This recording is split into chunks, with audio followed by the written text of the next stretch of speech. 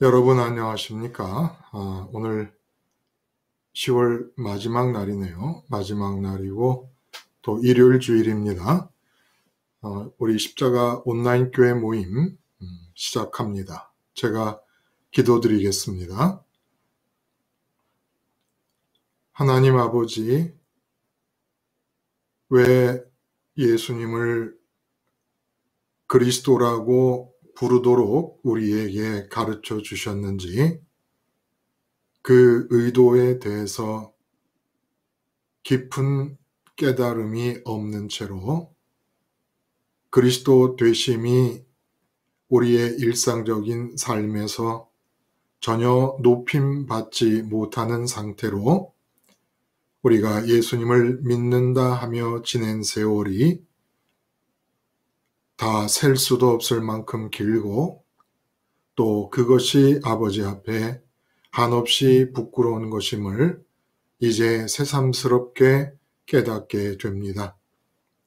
우리가 집에서 눕고 일어서고 밥 먹고 생활을 할 때도 예수님의 그리스도 되심은 높아지셨어야 했고, 우리가 직장에서 루틴한 업무를 볼 때도 그리스도 되심이 높아졌어야 했음에도 그리스도 되심이 온전히 잊혀진 채로 우리가 삶을 살았던 시간들을 이 시간 아버지 앞에 고백하며 우리의 잘못을 뉘우칩니다.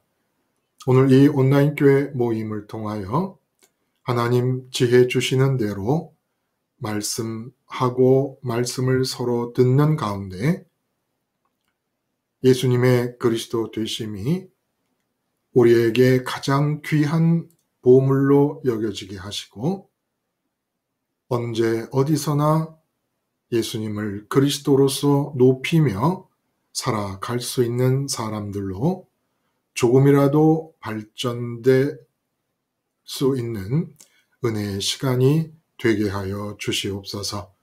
예수님의 이름으로 기도드리옵나이다. 아멘. 여러분 반갑습니다. 오늘 우리가 함께 나눌 이야기의 근거가 되는 두 개의 설교는 예수는 믿는데 그리스도는 안 믿는다. 예수는 믿는데 그리스도는 안 믿는다. 그리고 세상 문제는 해결 말고 이별하라. 세상 문제는 해결 말고 이별하라. 라는 두 개의 제목으로 나눈 두 개의 말씀을 근거로 서로 나눔의 시간을 갖습니다. 이 두 개의 설교의 기둥과도 같은, 두 기둥과도 같은 구절이 있다면 선지자가 고향에서는 높임을 받지 못한다 라는 말씀과 이 선지자라고 하는 직분을 예수님은 당신의 그리스도 되신 직분과 연관지어서 말씀을 하신 것이라고 우리가 생각할 수 있겠습니다. 그래서 그리스도는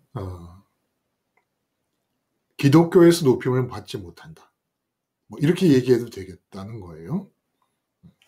그리고 또 하나의 기둥인 구절은 너희는 표적과 기사를 보지 않고는 도무지 믿지 아니하리라. 표적과 기사를 보고 믿는 믿음. 우리는 간접적으로 성경을 통하여 예수님의 표적과 기사를 접하게 됩니다. 그 예수님의 표적과 기사에 우리 마음이 그냥 시쳇말로 꽂혀가지고 믿게 되는 경우, 이것은 요한복음이 아예 1장부터 얘기하고 싶은 거예요. 예수님을 영접하는 게 아니고 믿음이 아니다라는 얘기를 하고 싶은 것이죠. 이런 취지로 함께 아침 시간을 통해 나눈 이 두 개의 설교 말씀에 대해서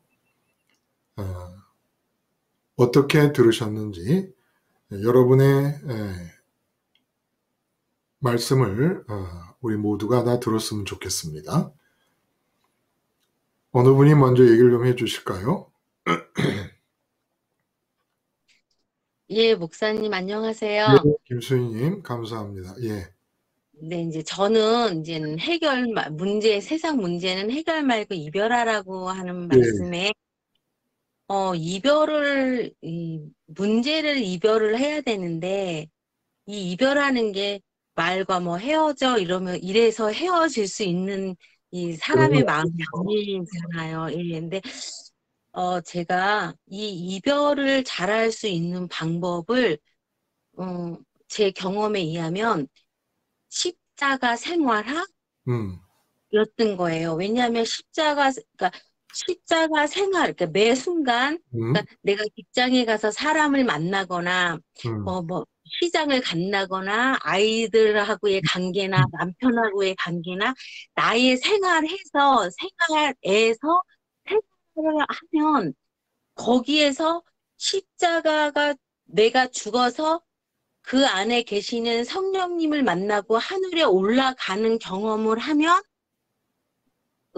그 조그만, 그러니까 뭐 하나님 보시기에는 작은 일도 없고 큰 일도 없겠지만 그래도 제가 세상을 살아갔을 때는 아들 아픈 거보다는 내가 직장에 나가서 사람을 대하는 게 내 입장에서는 좀 작은 일이잖아요. 그렇죠. 예, 그러니까 사람을 만날 때도 십자가를 바라보고 아이들하고 볼 때도 십자가를 바라보면 음, 거기에서 하나님 주권을 느껴진단 말이에요. 음, 내가 그전에는 십자가를 바라보면 그것만 되는지 알았는데 십자가를 바라보면 그 안에 십자가 안으로 성령님이 내려오셔가지고 부활 승천까지 인도하시는 걸 느끼면은 어떤 문제든, 그러니까 그 조그만 문제부터 하나님을 맞이하다 보면은 아들의 병에 대해서도 십자가가 될 수 있지, 뭐 아주 조그만 일은 뭐 그냥 내 생활 마음껏 하고 음, 아들의 병 때문에 십자가가 될 수는 없는 것 같아요. 음, 음, 조그만 데서 생활을 해서 십자가가 돼가지고 하나님을 만나고 성령님을 느끼면 큰 문제에서도 십자가가 될 수가 음, 있을 것 같아요.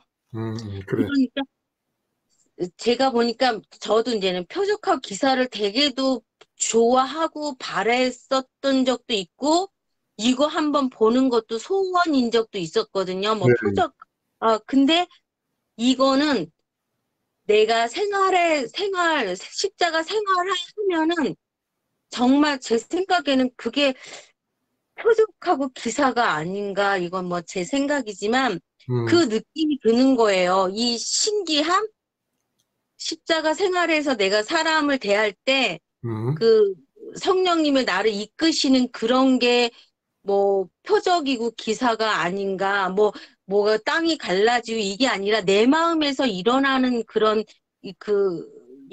내가 그 사람에 대해서 십자가가 될 수 있다는 것만으로도 저한테는 기적이거든요. 근데 이런 기적을 매일은 아니지만 그래도 많이 겪다 보면 아들의 죽음 앞에서도 뭐 큰 사건 앞에서도 십자가가 될 수 있지 않을까? 음, 그래서 저는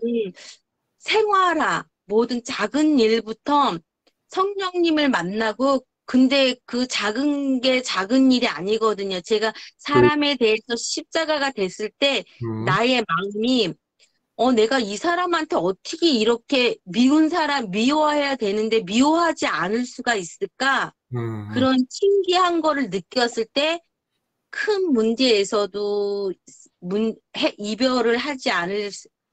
이별을 할 수 있을 것 같다. 네, 이거죠. 이렇게. 네, 그, 이제 제가 제목을 이제, 세상 문제는 해결 말고 이별하라. 이제 이렇게 매 제목을 정했는데, 그냥, 그 제목의 취지를 그냥 그대로 받아들이셔서, 얘기를 해보자면 세상을 어떻게 이별을 잘할 것이냐라는 것을 이제 목적으로 삼아 본다는 거예요. 그럴 경우 작은 일에서 십자가 생활화를 통해 이별하는 일이 잘 이루어지면 큰 일에서도 그 문제에 대해 더 이렇게 쉽게 이별이 잘 되더라. 그리고 또 이별을 하게 될 경우에 단순히 그냥 십자가에서 죽음으로 이별하는 것으로만 끝나는 게 아니라 우리가 뭐 그동안 누누이 말씀을 나누었습니다만은 그 뒤에 따라오는 은혜의 후속 조치들이 있음을 또 경험하게 되기 때문에 세상을 살면서 문제를 만날 때 문제를 해결하려 하지 않고 문제를 이별한다라고 하는 이 제목이 뜻하는 바는 생활 속에서 늘 경험할 때 참 그것이 그냥 기적이 아니겠는가. 표적과 기적, 기사라는 말씀이 이제 반복되면서 언급이 되는데 그게 과연 표적과 기사가 아니겠는가.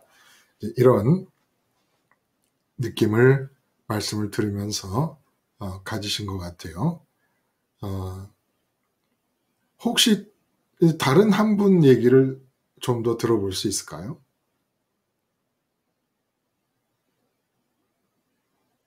다른, 네, 목사님, 안녕하세요. 예, 예. 샤론, 네. 예, 저도 이별이란 네, 단어가 되게 마음에 와닿았어요. 예, 네. 그리고, 잘 들리시나요? 예, 잘 들려요? 네. 네. 아, 네. 이게 제, 네. 제 소리가 안 들리나요? 아니요. 잘 예, 들려요. 예, 예. 네. 말씀, 저도 네, 그 이별해야 한다고 이제 이별이란 단어에서 되게 마음이 조금 자유로운 마음이 들었어요. 아, 그냥, 네, 뭔가 정확히 이제 왜, 왜 그런 마음이 드는지는 잘 모르겠지만, 음, 이렇게, 항상 좀 그런 마음이 들었어요. 이렇게 세상에서 되게 매여서, 음, 저뿐만 아니라 많은 사람들이 이렇게 살아가잖아요. 음, 그리고 그렇게 매여서 살 수밖에 없어서 또 계속 어떤 문제가 끊임없이 생기고 또 이제 그 문제는 또 뭔가 또 문제가 생기면 또 끊임없이 해결을 바라면서 이렇게 그렇죠. 항상 네 정말 매 순간 크고 작은 그런 문제들과 그 문제들에 대한 해결 때문에 되게 이제 아둥바둥 살아간 많은 사람들이 이렇게 저도 그렇고 뭐 그렇게 살아가는구나. 네.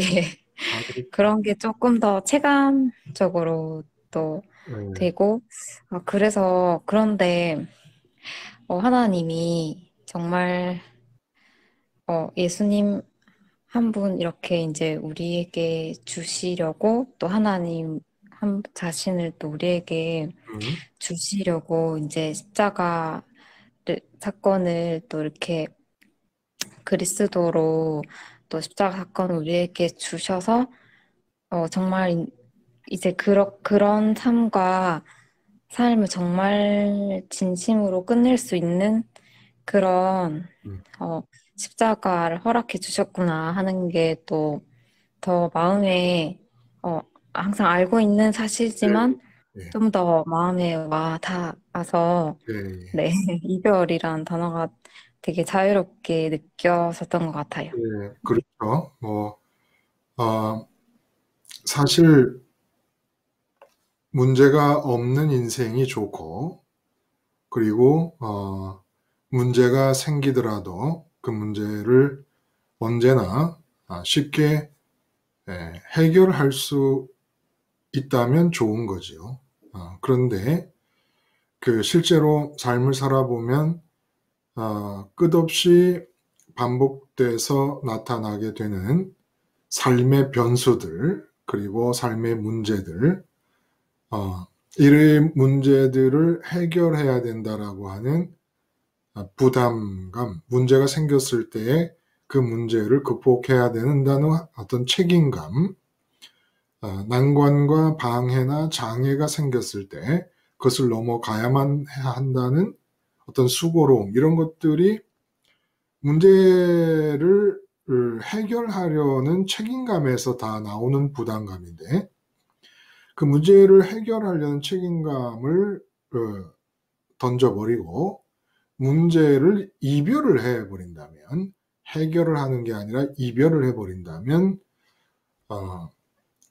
정말 굉장히 가볍죠. 그 문제를 이별하는 것이 하나님 뜻이고 그래서 잘 되기만 한다면, 그럼 그 사람은 세상을 살면서 문제가 없는 삶을 사는 거잖아요.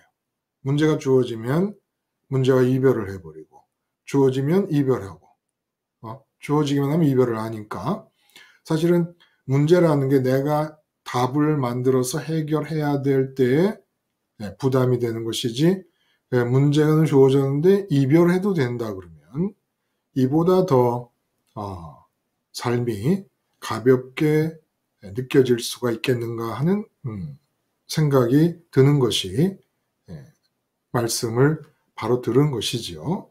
그런데 우리가 한번 오늘은 좀 철학적이라는 건 무슨 철학자들이 말하는 그런 게 아니라 너무나 당연하게 여겨지는 것에 대해 질문을 제기해 보는 겁니다. 철학이라는 게 그런 거니까. 그래서 한번 철학적으로 좀 생각을 해보자면, 우리가 그동안 삶에서 어떤 문제를 만났을 때 그 문제를 해결하려고 했던 이것이 정당한가? 라는 질문을 한번 해봅니다.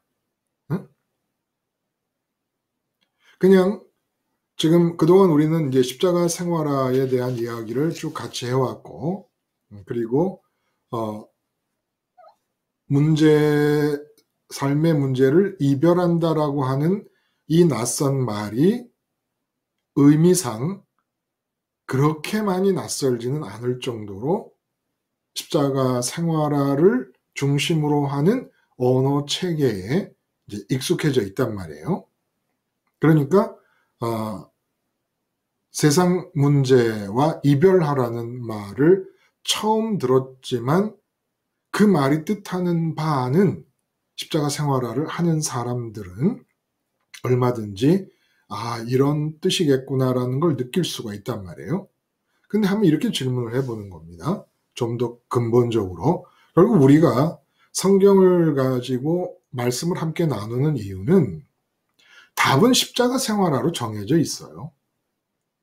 근데 이제 십자가 생활화의 의미와 십자가 생활화의 필요성과 십자가 생활화의 당위성, 그래야만 함, 필요성, 당위성, 의미, 그리고 십자가 생활화를 실천적으로 함에 있어서 도움이 될 수 있는 이런 십자가 생활화라는 걸 하나 놓고 여러 가지 측면, 다양한 측면으로 십자가 생활화를 이야기함을 통해 우리가 이 언어 체계며 생각의 습관이며 이 모든 것 속에 십자가 생활화가 뿌리를 내릴 수 있게 하는 것이에요. 목적이 거기 있는 겁니다. 그래서 결국 오늘 이 말씀을 하는 것도 십자가 생활화를 더 강력하고 온전하게 할 수 있도록 돕기 위한 말씀의 나눔 시간인 것이죠. 자, 그런 차원에서 볼 때 또 다른 측면을 이제 요한복음이 우리에게 제시를 해주는 거예요. 어떤 측면을 우리에게 또 제시해 주냐. 이 오늘 아침에 나눈 말씀, 세상 문제 해결하려 하지 말고 이별을 하라. 근데 이것도 십자가 생활화의 한 측면이라는 겁니다. 근데 이 이별이라고 하는 것을 우리가 하고 세상 문제 이별을 한다는 그 말의 취지를 정확하게 이해하기 위해서 그동안 우리가 그렇게 살았고 지금도 75억 인구가 전부 예외 없이 문제가 주어지면 깊이 할 수는 있어요. 깊이. 이별이 아니라 문제를 깊이 할 수는 있지만 대부분의 사람들은 거의 예외 없이라고 말해도 틀리지 않을 정도로 거의 대부분이 해결의 부담을 안고 있게 됩니다. 근데 이 문제가 생길 때마다 내가 해결해야 된다라고 하는 이 부담감, 그리고 깊이 하는 사람조차도, 문제를 깊이 하는 사람조차도 해결의 부담을 느끼기 때문에 깊이 하는 거 아닙니까? 근데 이 문제가 생길 때마다 해결을 해야 된다는 책임감과 이 해결의 부담감이 이 과연 정당한 것인가? 그게 올바른 것인가라는 질문을 한번 해봅니다. 응? 그래서 왜 사람은 삶에서 문제를 만나면 왜 자꾸 해결을 하려고 그러지? 이렇게 물어보는 거예요. 그럼 이렇게 질문하는 사람이 그럼 해결을 안 하려고 그러냐? 해결하려고 그래야지. 뭐 별 바보 같은 질문도 다 들어보겠다. 뭐 이렇게 말을 할 거란 말입니다. 그 뭐 나라의 문제도 있고 회사의 문제도 있고 개인의 문제도 있고 내가 다니는 학교의 문제도 있고 직장의 문제도 있고 문제가 많은데 그럴 때마다 다 해결을 하려고 그러잖아요. 근데 왜 해결을 하려고 그러냐는 거예요. 왜? 왜?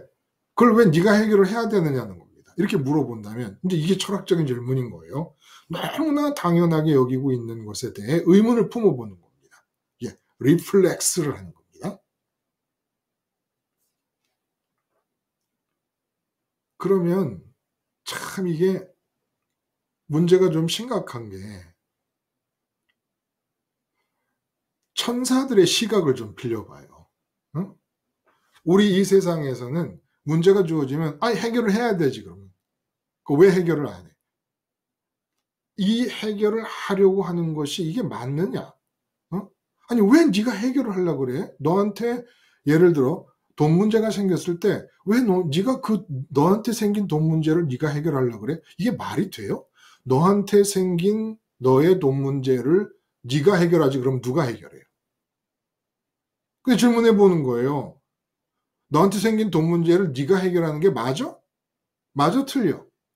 그러면 많은 사람 이 사람 미쳤나 그럴 거라는 겁니다. 근데 우리끼리 얘기해 갖고는 말이 안 통하니까 뭐 이거 당연히 해결해야 돼 지금 뭐 왜 해결하냐라고 하는 질문을 하는 네가 미친 거지 그럼 뭐 해결 안 할래? 이렇게 얘기될 수밖에 없으니까 천사들의 시각을 빌려보면 천사들이 이 세상을 내려다볼 때는 보좌에 계신 하나님을 보필하며 그 하나님이 창조주로서 이 세상의 주권자임을 알고 있는 천사들의 경우 예수님의 말씀대로 참새 한 마리가 땅에 떨어지는 것도 아버지의 주권이 아니면 안 된다. 주권이 허락하심 하에서 참새도 떨어지는 일이 발생할 수 있다라는 걸 천사들이 알 때에 하나님의 주권이 미치지 않는 순간과 장소가 없는 것을 아는 천사들이 볼 때 하늘에서 결정되지 않은 하나님의 뜻으로 결정나지 않은 것이 땅에서 일어나는 법이 없음을 천사들은 압니다. 그렇지 않겠어요? 뜻이 하늘에서 이루어진 것처럼 땅에서도 이루어지이다. 하나님이 하늘에서 결정하지 않았는데 하나님이 모르는 사이에 땅에서 몰래 생겼어 어떤 일이. 있을 수가 없죠. 참새 한 마리 떨어지는 거 하나님 주관하시고 내 머리털도 다 세심 받으시고 나는 못 세도 내 머리털 세는 사람이 나를 포함 75억 명 중에 몇 명이 있겠습니까? 한 명도 없지요. 내 머리털이 몇 개인지 하나님만 아십니다. 그럼 천사들이 볼 때는 사람들이 사는 모습을 볼 때 제일 이상한 것은 두 가지가 있을 것 같아요. 너무너무 이상해. 사람들 사는 모습이. 자기들이 천사기 때문에 하늘에서 아버지 하나님의 좋으심을 직접 느끼고 있습니다. 그런데 그 아버지가 사람들에게 마음의 빈 공간을 만들어 놓으시고 천사들 자기들이 느끼는 이렇게 좋은 하나님을 가질 수 있는 존재로 만들었다는 걸 압니다. 그래서 목마름이 발생하잖아요.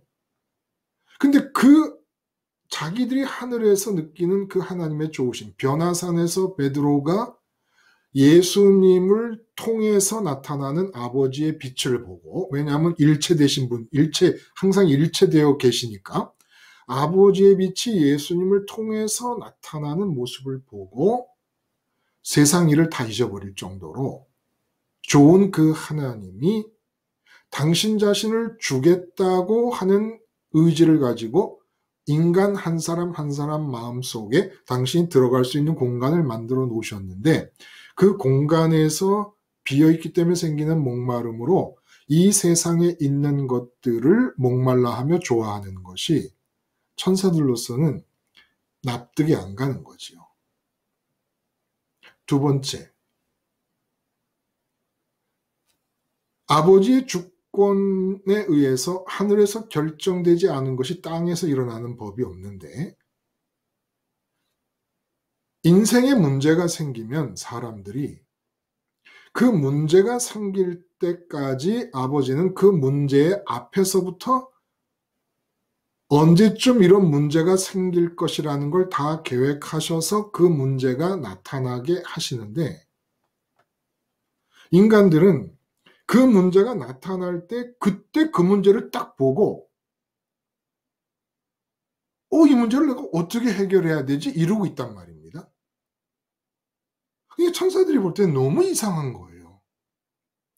하나님이 언제부터 미리 앞서서 계획을 하셔가지고 지금 10월 31일 날 나타난 문제예요.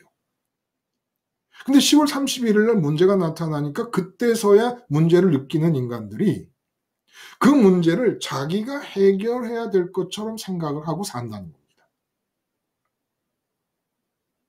그건 지가 해결할 문제가 아니었던 거예요. 원래가.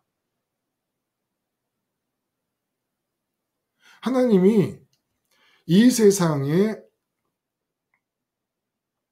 어떤 일이 일어나게 하시는 것은 그렇게 얘기하지 말고 이렇게 얘기해 봅시다. 어떤 일이 세상에 일어났다. 그러면 주권자 창조주 하나님께서 일어나게 하신 것이고 우리 눈에 보이도록 일어나게 되기까지에는 하늘에서 하나님이 주권적으로 이미 결정하시고 계획하신 것이 일어나는 것이고 이렇게 일이 일어나면 하나님은 이 문제의 후속된 시간의 계획까지 다 갖고 계신다는 겁니다.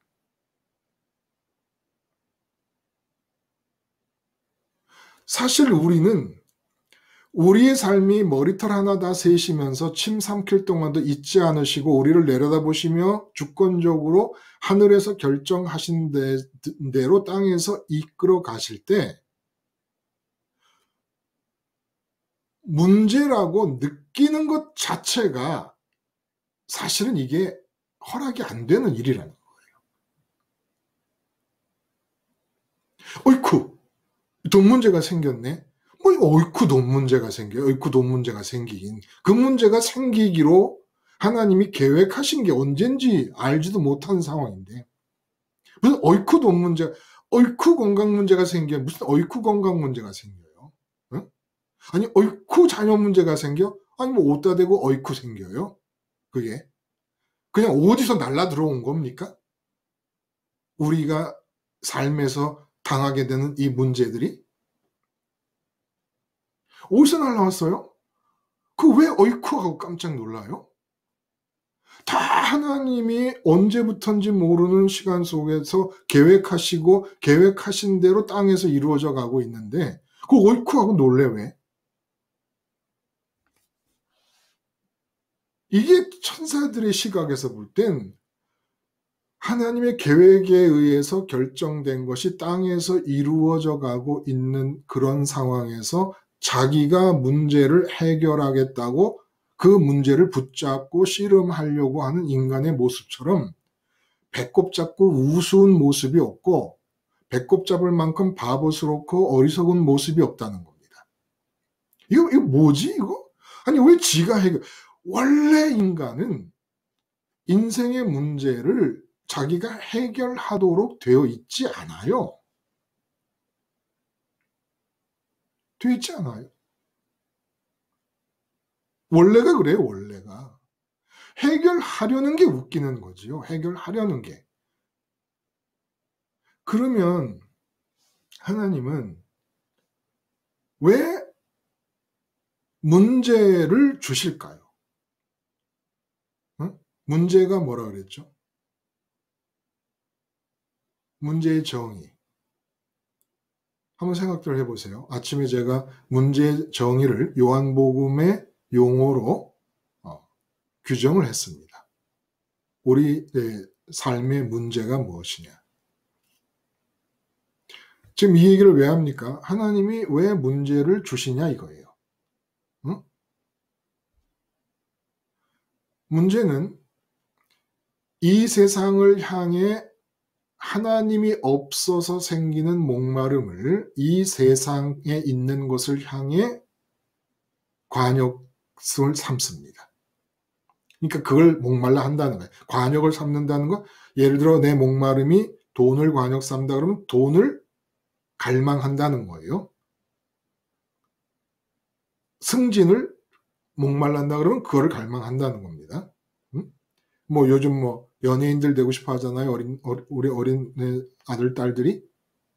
그러면 연예인 둔 자녀와 연예인들은 자기가 출연한 무슨 영화 같은 게 소위 흥행고지를 넘어서기를 목말라 한다는 겁니다. 근데 문제가 생긴다는 건 뭐예요? 이렇게 목말라 하는 것을 가질 수 없도록 방해하는 요소들이 생겼다는 거예요. 그게 문제지요. 그렇죠? 내가 가지고 싶어 하는 것, 내가 바라는 것, 내가 목마르게 갈증나 하는 그것을 가질 수 없도록 하는, 갖는 것을 방해하는 어떤 요소가 발생한 것. 이게 이제 문제인데, 하나님이 이렇게 문제를 제시하시는 이유는 나는 이 세상을 향해 목마름의 흐름을 계속 지속해서 보내고 있어요. 뭘 하나 갖고 싶다, 이루고 싶다 그러면 그게 뭐 갖고 싶다 끝이 아니잖아요. 가질 때까지 계속 목마름이 흘러가는 거잖아요. 그 관역을 향해서. 근데 문제가 생긴다는 건 그 문제를 해결해 극복하고 목마름의 목적지에 도달하라는 게 아니잖아요. 하나님 뜻으로는. 네가 지금 승진에 목말라 하고 있어서 승진을 갈망하고 있는데 승진에 문제가 생겼다. 그러면 그 문제는 해결하라는 게 아니라 문제를 신호탄으로 여겨서 문제를 계기 삼아서 승진에 대한 목마름을 중단하라는 겁니다. 문제를 극복하고 승진의 목적지로 도달하려고 하지 말고 왜 하나님이 없어서 내 속에 하나님이 없어서 생긴 목마름으로 이 세상 안에 있는 승진을 관역으로 삼고 겨냥하느냐는 거예요. 그러니까 문제가 생기면 7.8기의 정신으로 문제를 극복하지 말고 불굴의 정신으로 그 문제를 넘어서려고 그러지 말고 문제를 계기로 오케이 승진에 대한 갈망을 털어버리는 겁니다. 근데 목마름은 계속 생기잖아요. 속이 비어 있으니까. 그럼 그걸 가지고 승진에 대해서 갈망하는 상황에서 문제가 발생함을 통해 문제를 계기로 삼아서 승진과 이별을 하는 겁니다. 승진을 하고 싶지 죽지 않으면 문제는 저절로 없어지잖아요. 응? 돈을 갖고 싶어서 목마름이 돈으로 흐르고 있는데 문제가 발생했다. 돈을 안 갖고 싶어 하면 돈 문제는 없어지잖아요.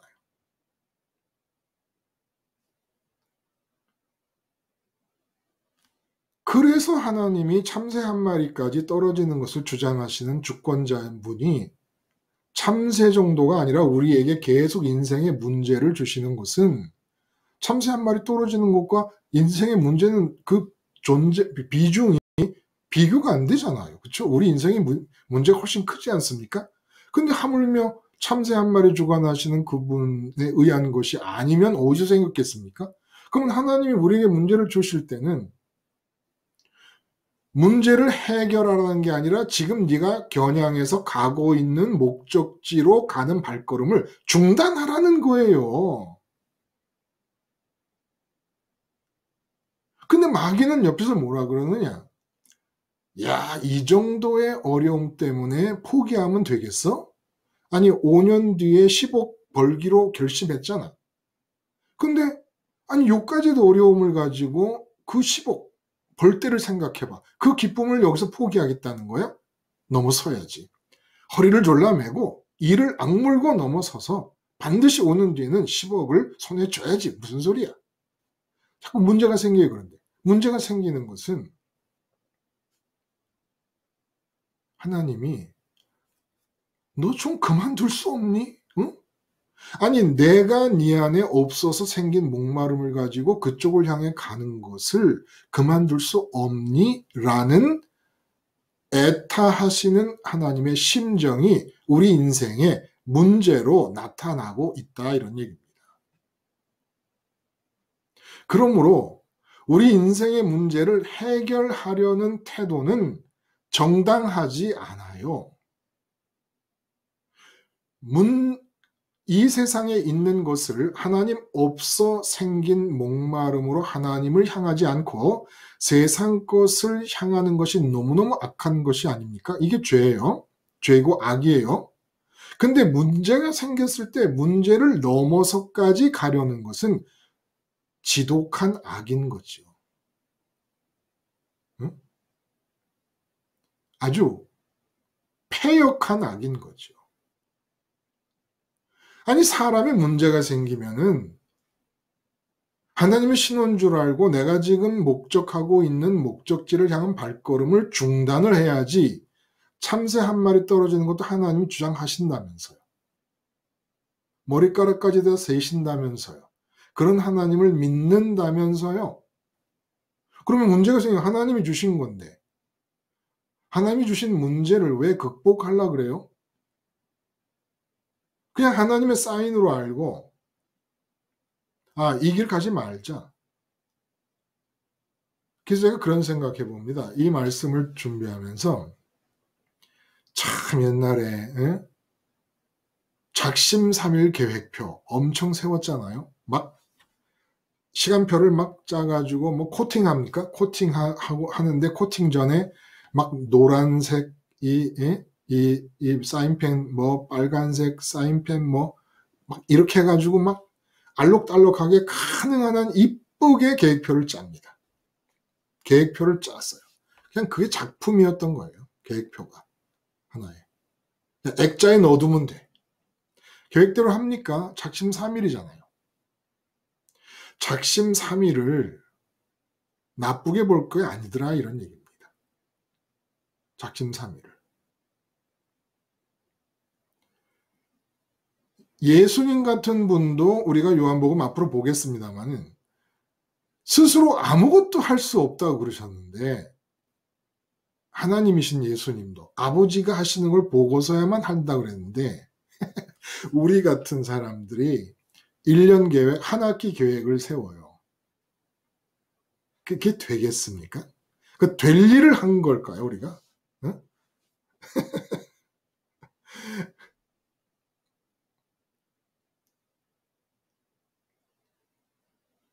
하나님이 계획표 전문이십니다. 하나님 계획표 전문이세요. 근데 하나님이 우리 인생을 이 땅에 태어나게 하신 뒤로 한 번도 당신이 나를 위해 세우신 계획대로 이끌어 가실 수 있어 본 적이 없어요. 왜? 우리가 문제를 해결하겠다고 하니까. 기본적으로 하나님 없어 생긴 우리 마음의 목마름을 이 세상에 있는 것을 향하는, 하나님을 향해야 될 그 목마름이 세상 것을 향하고 있는 기본 전제하에서 하나님은 계속 문제를 보내세요. 제발 좀 이제 나를 향해 와라. 응? 근데 안 들어. 그리고 안 듣는 정도가 아니라 온 세상은 서로가 서로를 격려해. 명언이라고 해갖고 격려해. 명언, 격언. 난관을 극복하고 어려움을 극복하고 불굴의 투지를 불사르고 칠전팔기의 정신으로 고진감래의 삶을 살자. 그냥 하나님이 요구하시는 것은 육체를 입고 있는 동안에 오감을 통해 접하는 이 세상 것들 대신에 하나님이 없어 생긴 목마름으로 하나님을 목말라 하기만 하면 된다 이거예요. 그렇게 해서 하나님을 사랑하기만 하면 된다. 하나님의 좋으심을 인정하고 하늘에 계신 하나님만을 그냥 좋아하고 하나님만을 갈망하는 것까지만 네가 하면 다 된다는 거예요.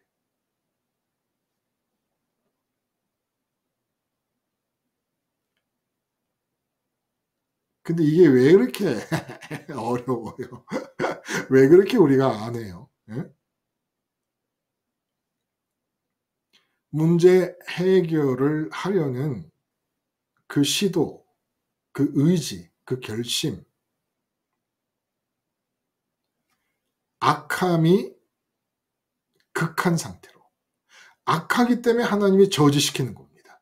근데 그 하나님의 사랑의 저지를 그냥 뛰어넘으려는 완악함이 문제를 해결하려는 시도로 나타나게 됩니다.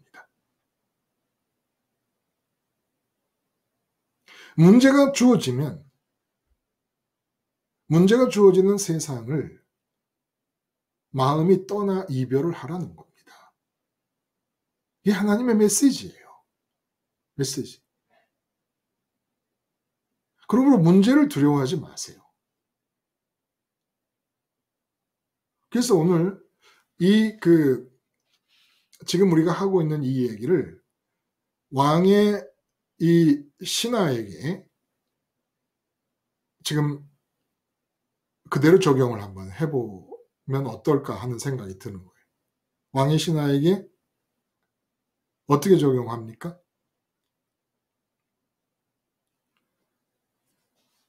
지금 이 왕의 신하가 갖고 있었던 믿음은 예수님이 가라, 네 아들이 살았다. 그러니까 이 좀 느낌이 좀 다른 것은, 네 아들이 살았다라는 것은 병으로부터 노임을 받았다. 이런 말씀이 아니에요.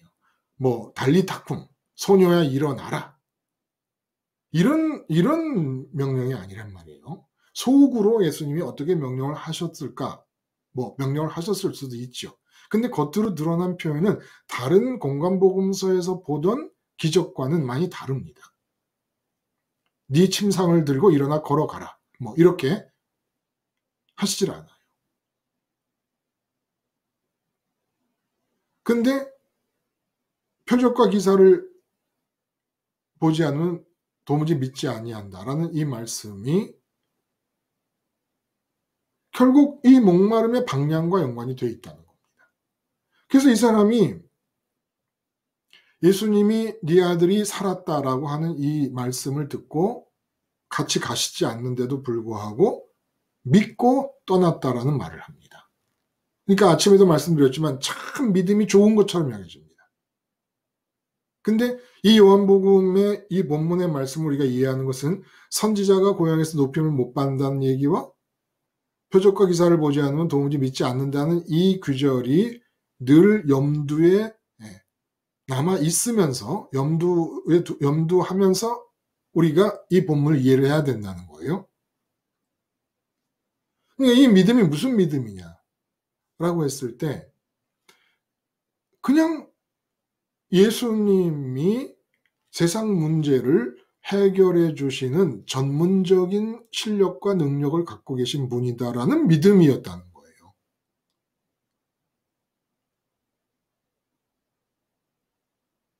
근데 이거는 표적과 기사를 좋아하면서 갖게 되는 믿음인데 왜 표적과 기사를 좋아합니까? 해결하려고. 해결이 뭐라고요? 하나님이 없어서 생긴 목마름으로 세상 것을 좋아하는 것이 죄고 바라는 것이 그 바라는 것을 이루려고 하는 것이 악이에요. 근데 문제가 생겼습니다. 그러면 문제 해결을 하면서까지 이루려고 하는 건 완악이에요. 완악함입니다. 그래서 지금 표적과 기사를 행하니까 완악함이 표현되고 있어요. 문제를 해결하려고 해. 문제를 보고 자기가 가던 발걸음, 자기가 향하고 있던 목마름의 관역을 중단하고 바꿀 생각을 안 하고 문제를 해결하려고 하는 완악함이 발동되고 있는 중에 예수님을 스카우트합니다. 문제 해결을 위해서. 마치 영국의 프리미어 리그에 뛰는 손흥민 선수 토트넘에 속해 있잖아요. 아니, 영국의 토트넘과 손흥민 선수가 무슨 관계가 있습니까? 근데 아무 관계도 없는 사람을 데려다가 자기네 골게터로 쓰는 거예요. 이기려고. 다른 팀한테 이기려고. 그리고 막 손흥민 선수 골 넣으면 좋아하고 그러잖아요. 똑같은 거예요. 골 문제를 해결하려고 손흥민 선수를 스카우트해 오듯이 이 세상 문제를 해결하려고 예수님을 스카우트합니다. 스카웃이라는 건 뭐예요? 그 사람의 실력을 믿는다라는 거예요. 그 실력만큼 믿고 값을 지불해 주는 거 아닙니까? 예수님을 스카우트합니다. 근데 자기 인생의 문제를 해결하려고 하는 것이 뭐다? 완악합니다. 목마름으로 이 세상 것을 향하는 것이 죄고 바라는 것이 죄고 그것을 향해 가서 얻으려고 하는 게 악이라면 그것을 얻으려고 하는데 문제가 생겼을 때 문제를 극복하려고 하는 것은 최악이고 완악입니다. 근데 완악한 마음 상태를 가지고 있으면서 예수님을 자기 인생에 스카우트합니다. 인생 문제 해결에는 예수님이 전문가다 이거예요. 자기가 원하는 이 세상에서의 관역에 도달하기 위해서 문제가 시시각각 주어지는데 이 문제 해결에는 예수님이 표적과 기사를 행하시는 걸 보니까 최고다, 최고. 그래서 예수님의 세상 문제 해결 전문성을 믿는 것을 믿음이라고 사람들이 말하게 되는 일이 앞으로 계속 있게 될 것임을 요한복음이 우리에게 가르쳐 주고 계시는 거라는 거예요. 예수님을 그리스도로 믿지 않고 예수님을 세상 문제 해결의 전문가로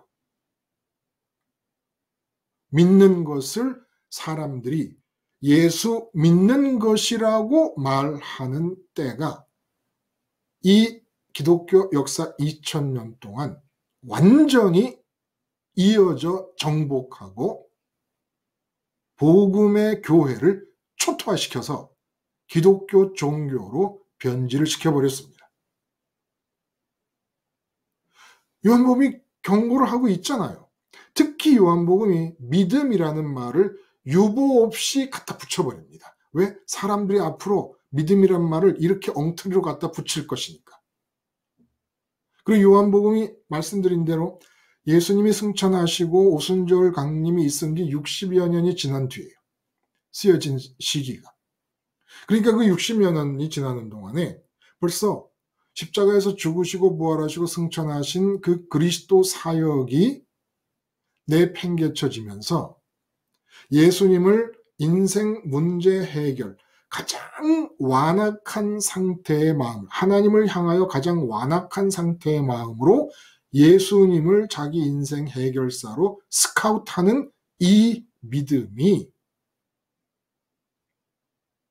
결국은 기독교 종교의 역사를 지배해버리고 말았다는 거예요. 그런 것을 경고하는 본문입니다. 쉽게 말하면. 그리고 이 본문이 공간복음서에서 나오는 모든 기적을 해석할 수 있는 키를 제공해 주는 거예요. 키를. 그러니까 왕의 이 신하가 예수님의 표적과 기적을 그 전에, 아들이 아프기 전에 접하고 듣고 했을 때 어떻게 했어야 되는 겁니까? 한 사람인 예수님 안에 하나님이 함께 밀착되어 계시지 않으면 일어날 수 없는 일들이 일어나는 걸 보고 나도 하나님과 저렇게 거리 없이 밀착되면 좋겠다라는 생각을 하며 하나님을 관역을 삼으라고 표적과 기적을 행하신 겁니다. 근데 죄에서 나와 악이 되고 악이 최악이 되고 완악이 된 상태, 인생의 문제를 해결하고 싶다는 욕망을 갖고 있는 상태에서 사람들이 그 예수님의 표적과 기사를 예수님의 인생 문제 해결의 전문성으로 받아들이게 되는 거예요. 그리고 예수를 믿는다라고 말하게 될 것이라는 것을 예언하고 있는 겁니다. 요한복음.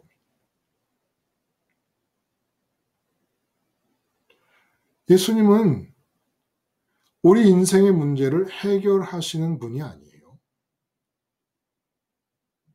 우리 인생의 문제는 원래 해결이라는 단어 자체가 맞지도 않는 거예요. 하나님이 주권적으로 결정하신 하늘에서의 결정사항이 땅에서 이루어질 때 땅에서 이루어진 일에 대해서 뭐가 해결이 돼야 된다는 겁니까? 하나님이 그렇게 행하시면 그 행하신 걸로 끝나는 거죠. 스테반 집사님이 돌에 맞는다. 돌에 맞는 상황이 해결돼야 되는 겁니까? 그냥 그렇게 하나님이 하늘에서 정하시고 땅에서 일어나게 하고 계시는 중인데 내가 돈이 안 벌렸다. 그게 누가 해결돼야 될 문제래요? 그냥 하나님이 돈 안 벌리시게 하는 건데 왜? 내가 돈 벌고 싶어 아주 그냥 마음이 그냥 절절하니까 목마름이 그렇게 가면 안 되겠으니까 돈이 안 벌리게 하신 겁니다. 돈이 안 벌리는 일을 왜 해결을 하려고 그래요?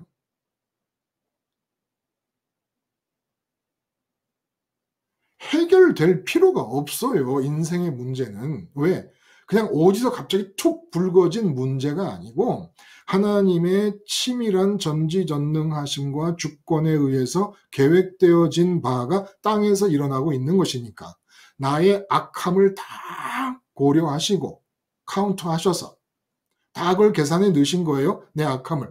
그래서 그 악함을 어떻게 저지시키고 이 목마름의 방향이 죄에서 악에서 최악으로 발전할 수 있는 이 기질이 어떻게 십자가를 향할 수 있겠는가라는 걸 계산하셔서 문제를 설정해 놓으시는 거기 때문에 그 문제는 해결해야 될 게 아닙니다.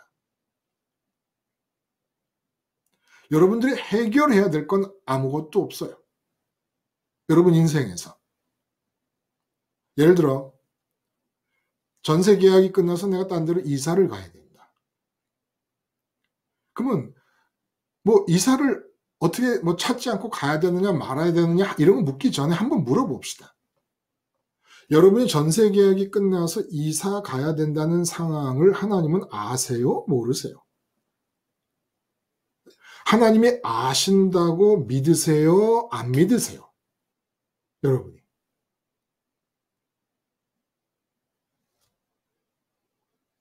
하나님이 여러분에게 살아야 될 집이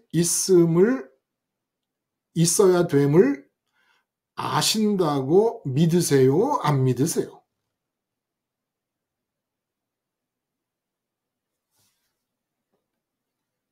지금 살고 계신 집을 처음으로 전세 계약할 때 하나님은 여러분이 그 집 말고 다른 집으로 옮겨가야 될 집까지도 알고 계시지 않겠습니까? 응? 전지전능하시다며, 주권자라며, 참새 한 마리까지도 주장하신다며, 참새 한 마리 땅에 떨어지는 게 쉬워요? 여러분이 집을 바꿔 이사 가는 게 쉬워요?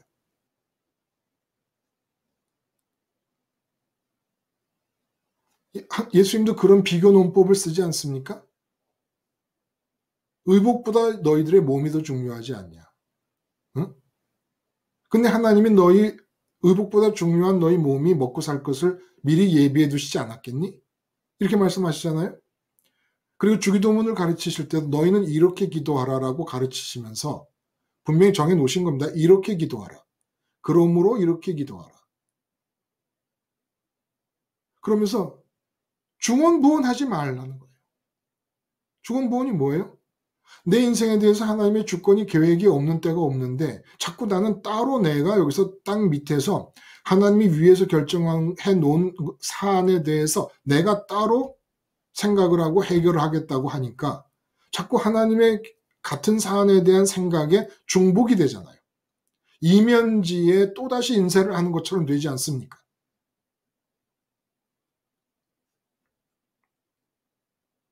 해결이라는 거는 우리 인생의 사전에는 원래 없었어야 되는 거예요. 왜? 하나님의 주권에 의해서만 끌려가니까. 그러면 나는 주체적인 인간으로서 나는 뭐 하는 사람이냐? 하나님 없어 생긴 목마름을 주체적으로 하나님을 향하기를 소원하는 것. 하나님을 향하는 것도 못하고 죄의 체질 때문에 하나님을 향했으면 좋겠다는 생각만 하는 거예요.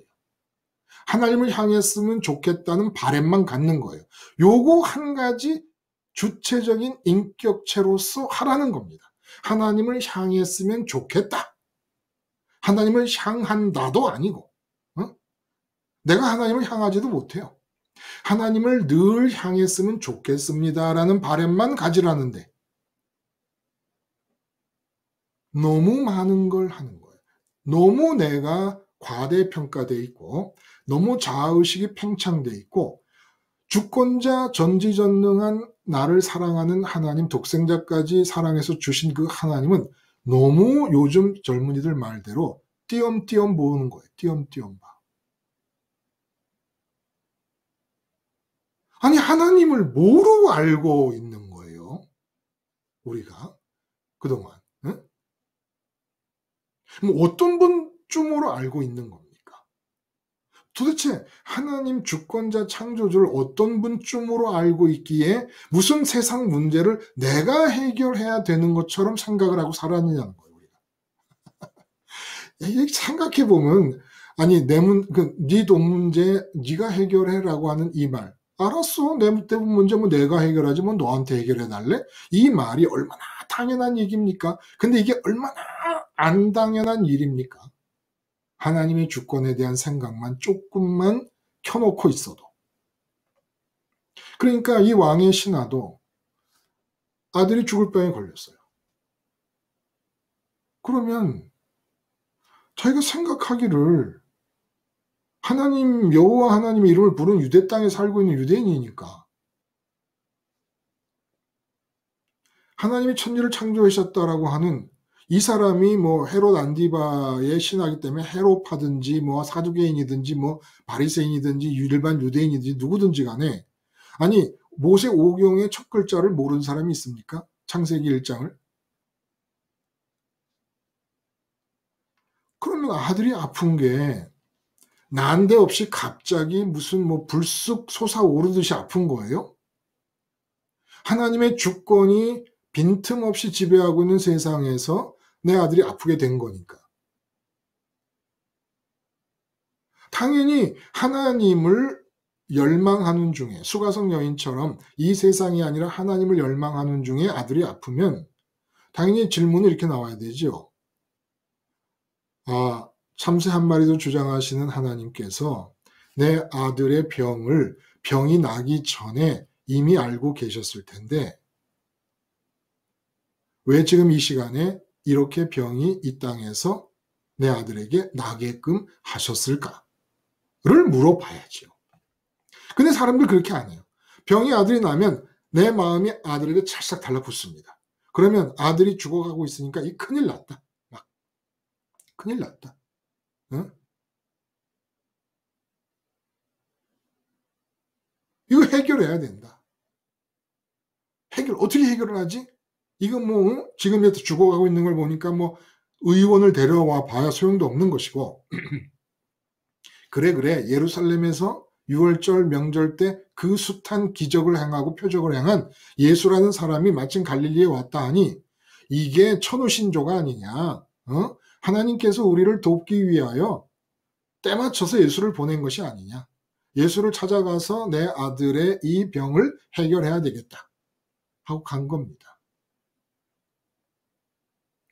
완악함, 악함이 최고조가 된 상태에서 예수님께 찾아갔어요. 그러니까 예수님이 그 사람의 믿음을 보는 거예요. 예수님의 전문성, 세상 문제 해결에 대한 전문성, 자기 완악함으로 예수님을 스카우트하려고 하는 그 태도를 보시고 표적과 기사를 보지 않으면 도무지 믿지 아니한다라는 말씀을 하신 겁니다. 그러면 예수님 하지 마시지 왜 하셨습니까?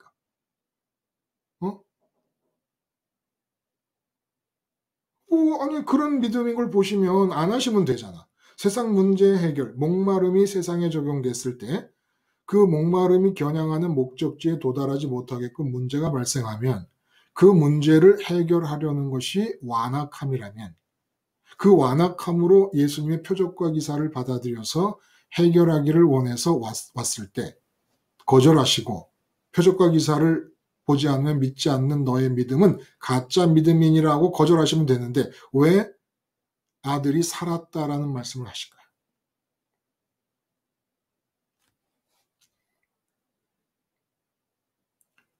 원래 이 아들은 하나님의 주권적 뜻 안에서 죽지 않습니다. 이 병으로 죽지 않습니다. 우리가 착각하는 게 있어요. 뭘 착각하느냐 하면 문제를 만나서 그 문제를 보고 우리가 해결을 간구했을 때 우리가 간구한 것 때문에 간구를 허락하시고 간구 요청을 들어주심으로써 바뀐다는 생각을 하게 돼요.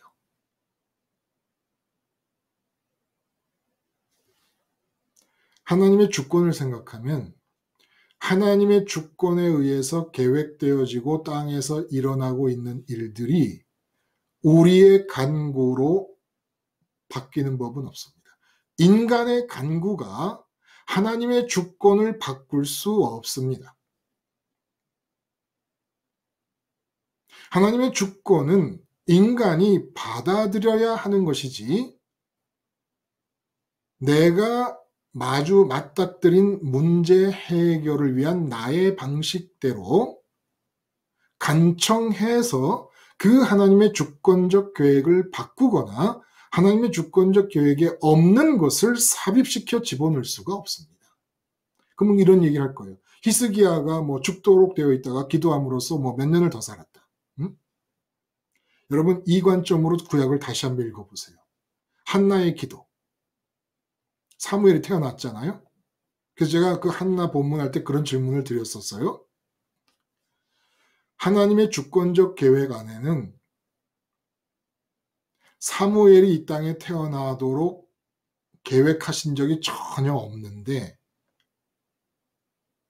한나가 그렇게 토해내듯이 심정을 토로하며 기도했으니까 하나님의 주권 계획 속에 없었던 사무엘을 한나의 기도를 받고 사무엘 이 땅에 태어난 사무엘 출생을 삽입시켜 추가 경정 예산 만들듯이 그렇게 삽입시켜서 새롭게 써 가셨다는 겁니까? 그렇게 생각하세요? 얼마나 하나님을 띄엄띄엄 보면 그 여자가 그렇게 기도했기 때문에 전혀 주권적으로 계획 없었던 일을 산나라는 사람의 이야기를 간청을 듣고 하나님이 당신의 주권 속에 사무엘을 넣겠습니다. 사무엘을 넣으면 나비 효과처럼 사무엘 하나 넣는 거로 끝나요? 사무엘이 태어나서 관계해야 되고 그 관계하는 사람들이 관계해야 되고 그 사람들이 또 관계해야 되는 것까지 다 다시 만드셔야 되잖아요. 응? 사무엘이 태어나도록 한나를 기도하는 자리로 몰아붙이신 겁니다. 구약에 있는 모든 기적을 이렇게 보세요. 히스기야의 그 수명이 연장된 사건을 통해 보여주시라는 게 뭡니까? 수명이 연장된 상태에서 성경에 기록된 일이라고는 하나밖에 없어요. 바벨론 사신들이 왔을 때 자랑한 것밖에 없어요. 그 자랑한 것 때문에 하나님께서 너희 나라가 그 자랑한 그 사신들의 나라에 의해서 멸망하게 될 것이라는 예언을 듣게 됩니다. 그러므로 이 교훈이 가르쳐주는 게 뭐예요? 그냥 하나님이 죽도록 결정하신 것이라면 받아들이라는 하나님의 주권을 받아들이라는 것을 교훈하기 위해서 히스기야의 사건이 일어난 것이지 우리의 간청을 통하여 하나님이 계획하신 죽음의 순간까지도 바꿀 수 있다는 걸 계획하신 게 아니에요. 히스기야는 원래 연장된 그때에 죽도록 하나님의 주권 하에서 계획이 되어 있던 겁니다. 근데 우리들에게 하나님의 주권을 받아들이라고 가르치시기 위해서 그래서 하나님이 죽도록 병이 걸려서 죽게 하셨으면 받아들였으면 되는 거예요. 물론 하나님의 주권 안에서 결정된 죽음의 때는 연장된 그때예요. 그러나 하나님이 일부러 그렇게 하심으로써 우리 모두에게 가르쳐 주시는 겁니다. 인간이 기도할 수 있는 내용은 하나님의 주권이 땅에서 이루어지다라는 것이지 내가 하나님 없는 목마름으로 이 세상 것을 겨냥하고 있다가 문제가 생기면 그 문제 해결을 위해서 간구함으로써 하나님이 들어주시게 하는 그런 류의 것은 하나님의 세상을 향한 주권을 너무 우습게 여긴 거예요. 너무 대충대충 생각을 한 겁니다. 대충대충. 있을 수가 없어요. 이 지금 왕의 신하가 예수님께 와서 간청함으로써 죽기로 결정되었던 이 아이가, 아들아이가 그 간청 때문에 수명이 연장된다고 생각한다면 하나님의 주권을 알기를 너무너무 진짜 동네 무슨 복덕방 아저씨의 수준으로 생각하는 거지요. 그럴 수 없습니다. 이 아이는 그때 죽을 아이가 아니었어요. 근데 왜 아이가 아프게 함으로써 이 아버지의 인생에 문제를 던지시는 겁니까? 그 아이의 문제가 일어나도록 하시는 주권자 하나님을 보고 하나님을 향해 마음의 흐름을, 방향을 바꾸라는 거예요. 걔 안 죽어요. 그러니까 예수님이 하신 말씀도 달리 닦음 소녀야 일어나라 이런 식으로 말씀하신 게 아니. 뭐라 그래? 살아있다. 살아있다. 특히 요한복음의 이 사건은 다른 복음서에 비슷한 게 있지만 똑같은 사건이 없습니다. 이 사건을 채택을 한 이유가 뭐예요? 가르쳐 주시는 거예요. 모든 문제는 하나님 주권에 의해서 이 세상과 이별하라고, 문제가 생기는 세상과 이별하라고, 그 문제를 해결하라고 주시는 것이 아니라 어이쿠 이런 문제가 생겼구나. 이거 내가 길을 잘못 가고 있어. 목마름의 방향이 틀어져 있어. 돌려야지. 그러라고 주시는 거라는 거예요. 그러니까 아들이 죽을 병에 걸렸다는 게 무슨 뜻이겠습니까? 지금 왕의 신하가 죽을 병에 걸린 거예요. 왕의 신하가. 아들의 모습을 보고 나를 찾으라는 거예요.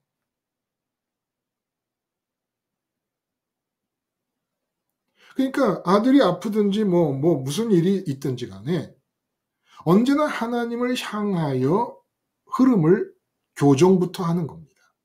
응? 아들이 아픈 게 오늘 아팠다가 당장 오늘 저녁에 죽으려고 그러는 게 아니잖아요, 지금.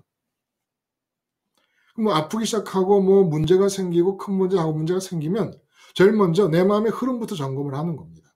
문제가 생겼을 때 그 문제가 가슴이 철렁 내려앉거나 부담스럽거나 싫거나 하게 되면 그건 다 내 마음의 목마름이 세상을 향해 흘러가고 있음을 드러내 보여주는 것이거든요. 그러니까 무슨 문제가 생기면 해결하려고 그러지 말고 목마름의 방향을 하늘로 향하지 않고 있었구나를 깨달으라는 거예요.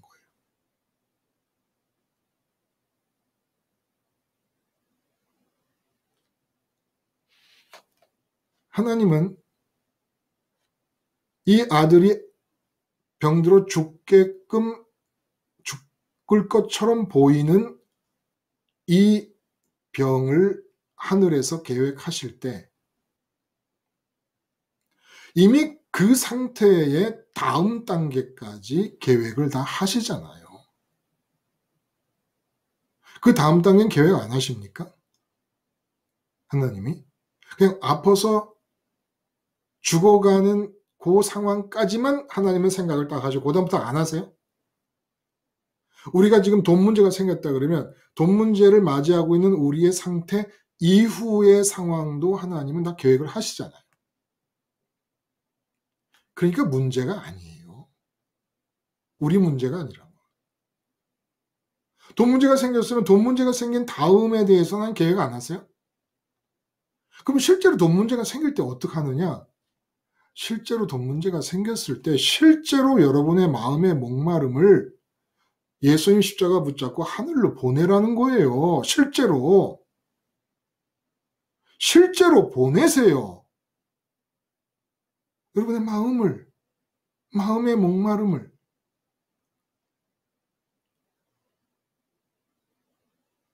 그래도 내가 해야지. 그래야 마음대로 하세요. 그럼 하나님이 살아계신 주권자라는 걸 안 믿는 거죠.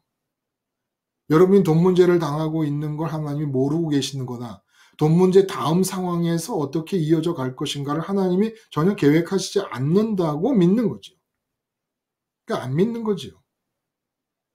그러니까 예수님을 붙잡아도 그리스도로 붙잡지를 못하고 이 세상 문제 해결사로만 붙잡는 거예요. 그리고 예수님 이름 부르면서 이 세상 문제, 심지어는 십자가에 붙잡고 죽는다 하면서도 은밀히 남모르게 지금 내가 문제로 느끼고 있는 것들이 해결되기만을 바라는 그런 설익은 십자가 생활화를 하는 분들이 얼마나 많습니까?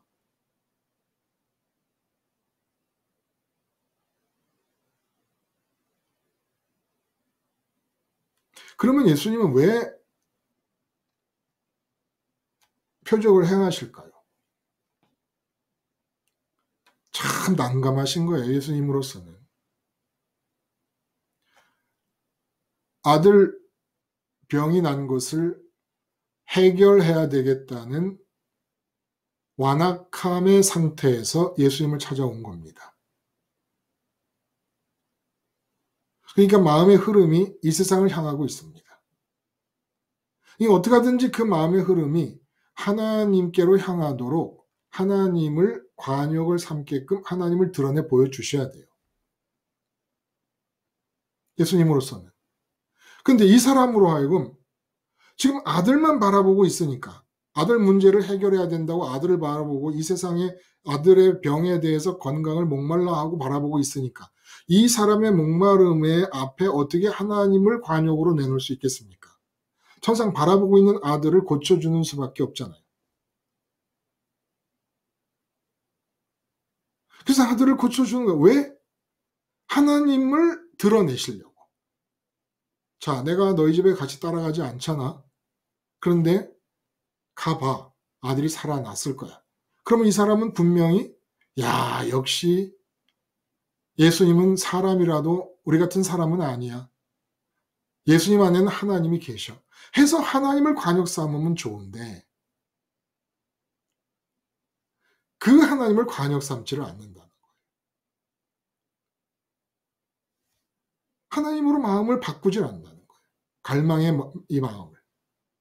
그러니까 모든 문제는 다른 걸, 이 세상 것을 갈망하기 때문에 문제가 생기지, 갈망하지 않고 바라지 않는 부분에 대해서 생긴 문제는 문제가 아니죠.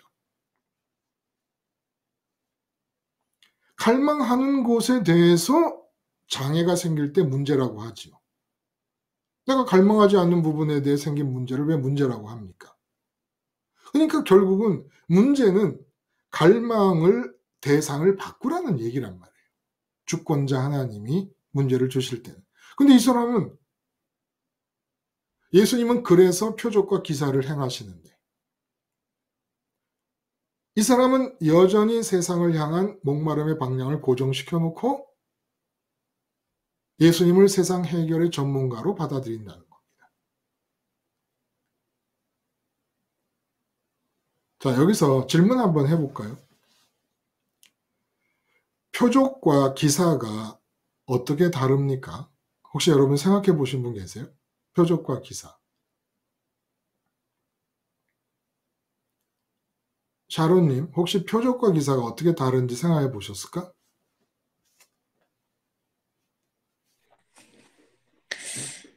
어, 어렵죠. 아, 그 표적은 이제 예수님 안에 정말 살아 계신 유일하신 신이신 그런 하나님이 계시다는 것을 보여주기 위한 것. 맞아요. 네. 그리고 기사는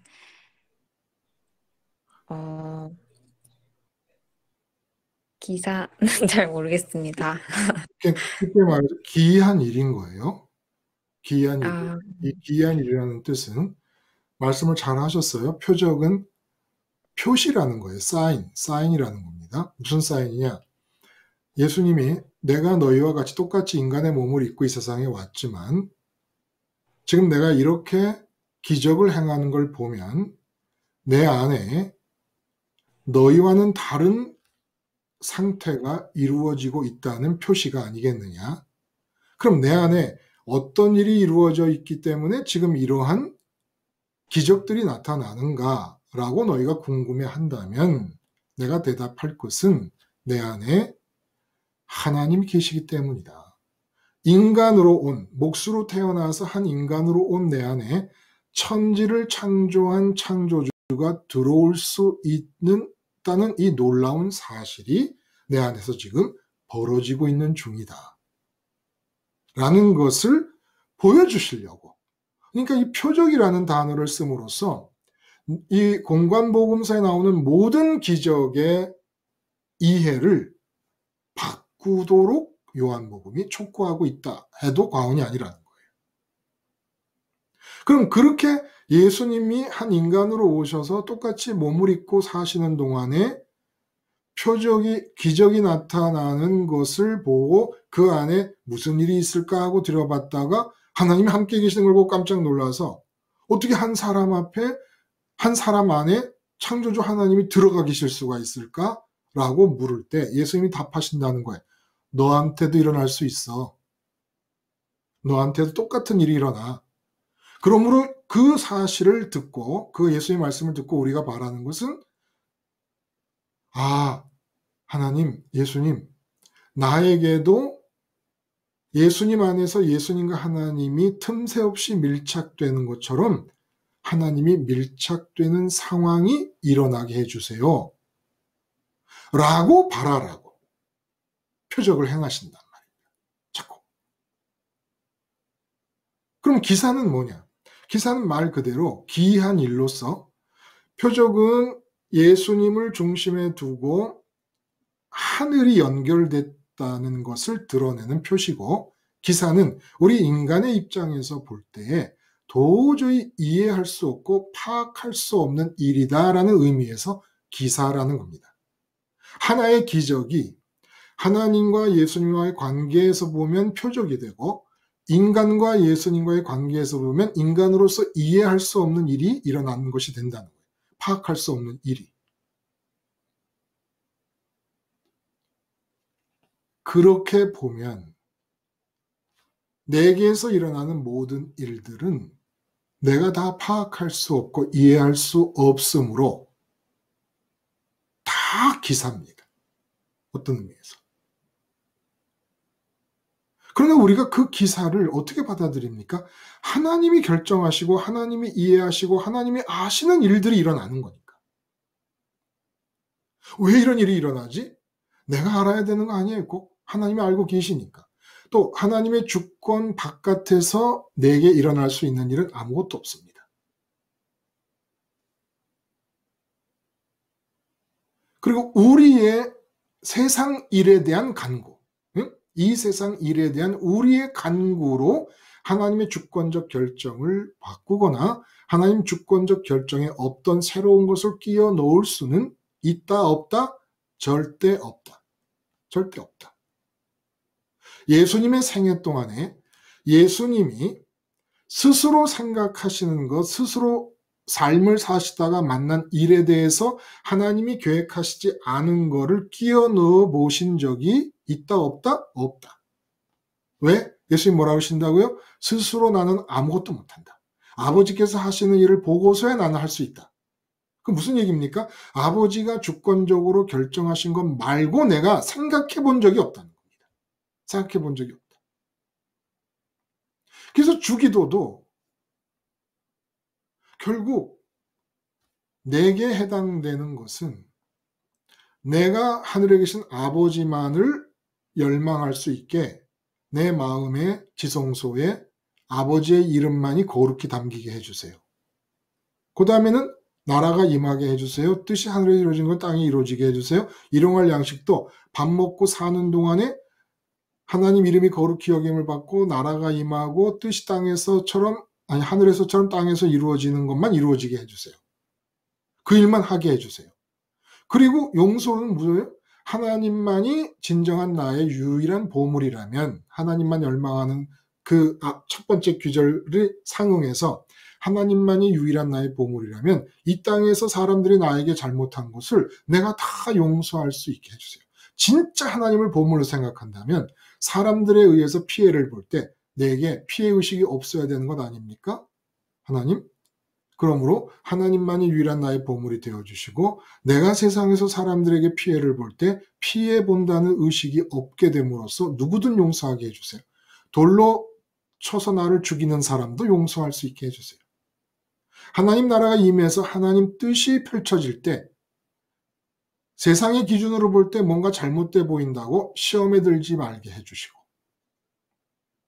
하늘의 뜻이 땅에서 이루어지는 것 외에 내가 해결하겠다고 내가 내 속에서 생긴 뜻을 땅에 이루겠다는 악에서 떠나게 해 주시옵소서.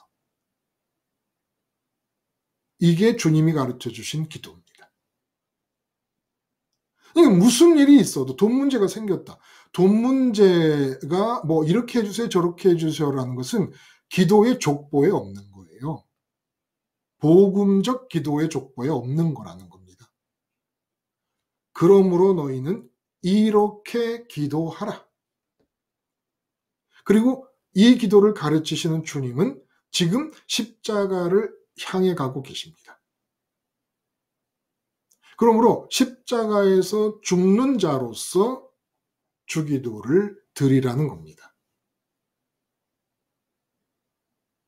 거기에 세상 문제와 관련해서 해결을 위해 하나님의 주권 속에 삽입시키는 기도라든지 하나님의 주권적 결정을 바꾸는 기도라든지 아무것도 없습니다. 그럴 수 없는 거예요. 그러면 안 되는 거고 그럴 수도 없고 하나님이 우리의 간구 때문에 주권적 계획을 수정하시는 일은 없습니다. 수정돼야 될 것은 뭡니까?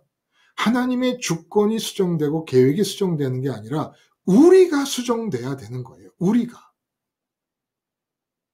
그러므로 아들이 병이 났을 때 일어나야 될 일은 아들의 병이 낫는 것을 바라기 이전에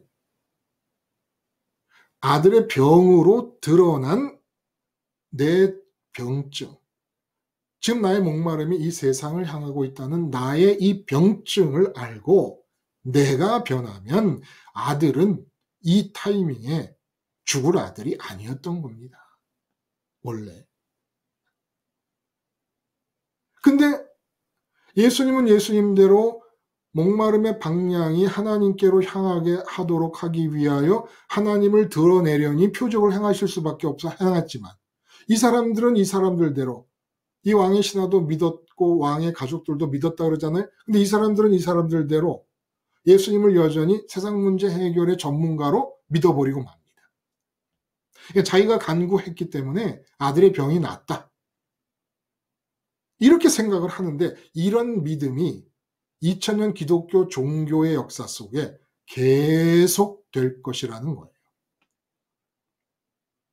참 놀라운 것은 이 요한복음 1장부터 4장까지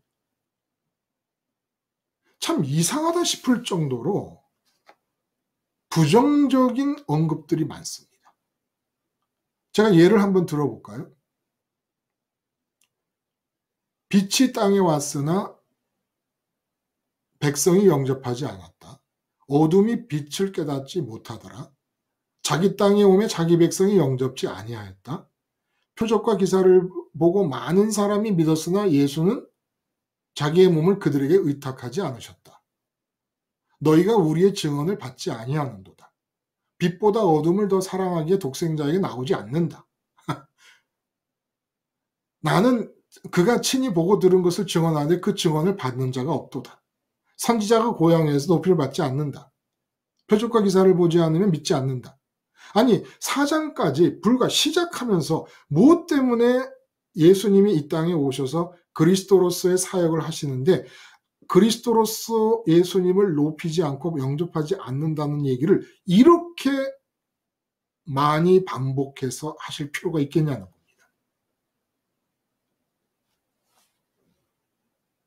사람들이 예수님을 그리스도로 믿지 않는다는 거예요. 그리스도의 사역은 분명합니다. 세상에서 버림당하시고 십자가에서 죽으셔서 세상으로 나갑니다. 세상 밖으로. 그리고 부활하시고 승천하셔서 우편까지 이르시며 그리스도 연세 과정, 그리스도 연세 사건을 통하여 세상의 마음의 흐름이 갇혀있던 사람들의 그 마음의 목마름의 흐름이 세상 밖으로 나와서 예수님 만든 길을 따라 아버지께 도달할 수 있는 길을 만드신 거예요. 이게 그리스도의 사역입니다. 그러므로 세상 문제 해결의 전문성과 세상 문제 이별의 전문성은 공존할 수가 없어요. 그리스도 사역은 세상 문제 이별의 전문성인데 세상을 탈출해 바깥으로 나가는 전문성인데 사람들은 예수님을 끌어안고 표적과 기사를 잘못 오해해가지고 세상 문제 해결의 전문성을 붙잡으면 결국은 그리스도 되심을 버리는 수밖에 없어요.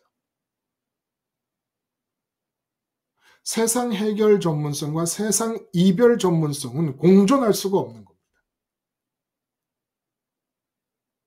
그래서 이거 그리스도 되심을 붙잡아서 세상 이별을 그리스도와 함께 하면 세상 해결을 포기해야 되고 내가 해결하겠다는 포기해야 되고 세상 해결 전문성을 붙잡으면 예수 이름으로 세상 해결 전문성을 붙잡으면 세상 이별 전문성인 그리스도를 포기할 수밖에 없다는 거예요.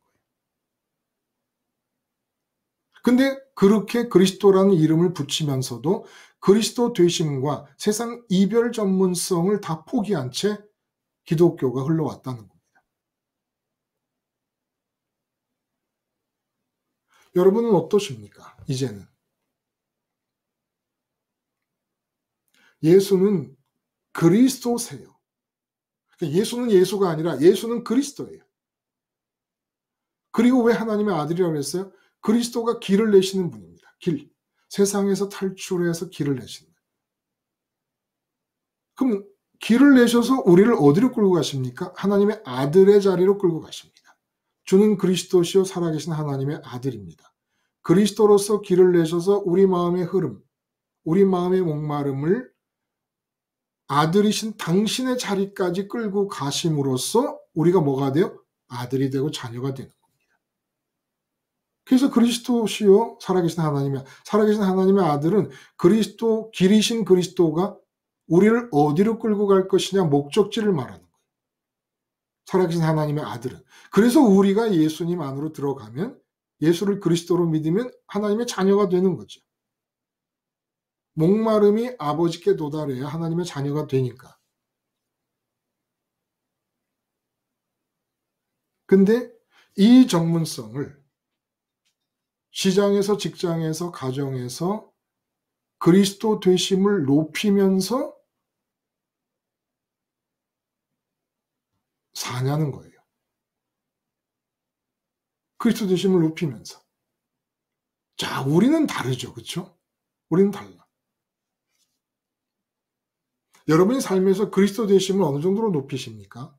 그리스도 되심을 높인다는 것은 세상을 탈출하는 거예요. 아버지께 도달하기 위해서. 그러면 세상 해결을 포기하는 겁니다. 김순희님, 네. 이 예수님의 세상 문제 해결성은, 그 세상 문제 해결의 전문성은 진작에 포기를 하셨겠어요? 네. 아니, 이미 모든 것이 하나님 주권에 의해서 움직인다는 그게 먼저 생각이 너무 강해가지고요. 그렇죠.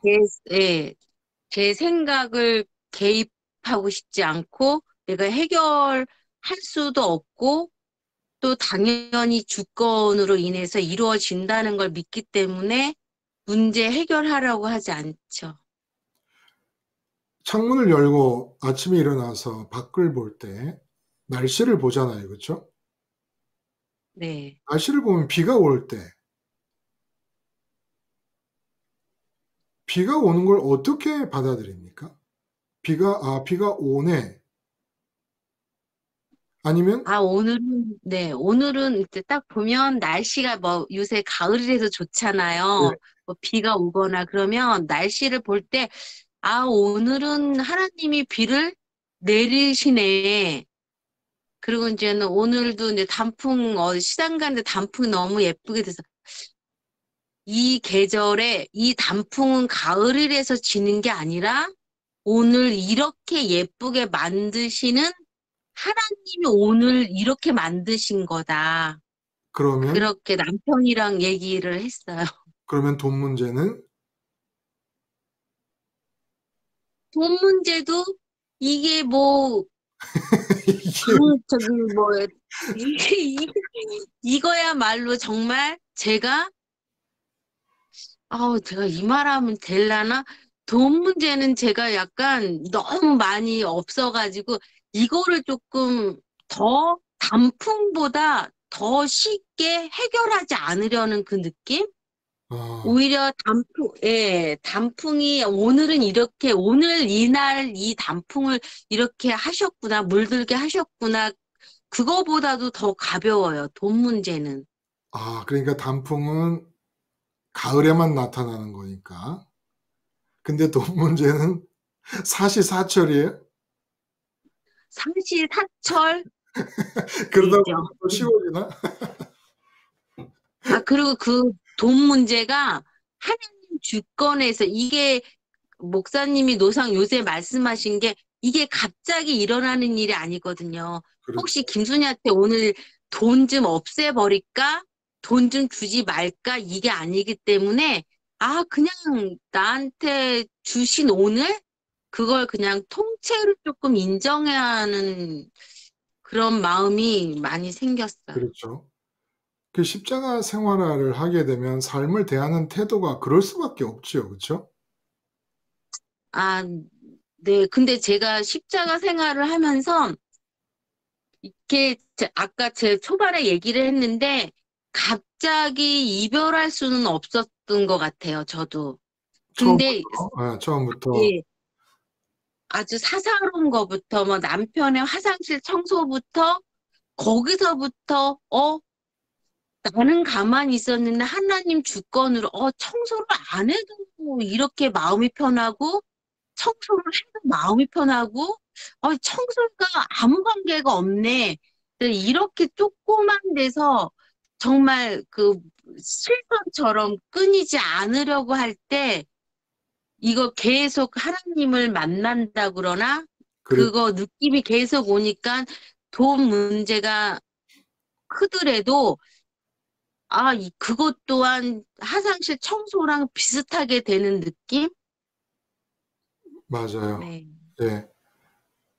그 작은 거에서 계속 이어지는 게 굉장히 중요합니다. 징검다리가 되면 사실 안 되지요.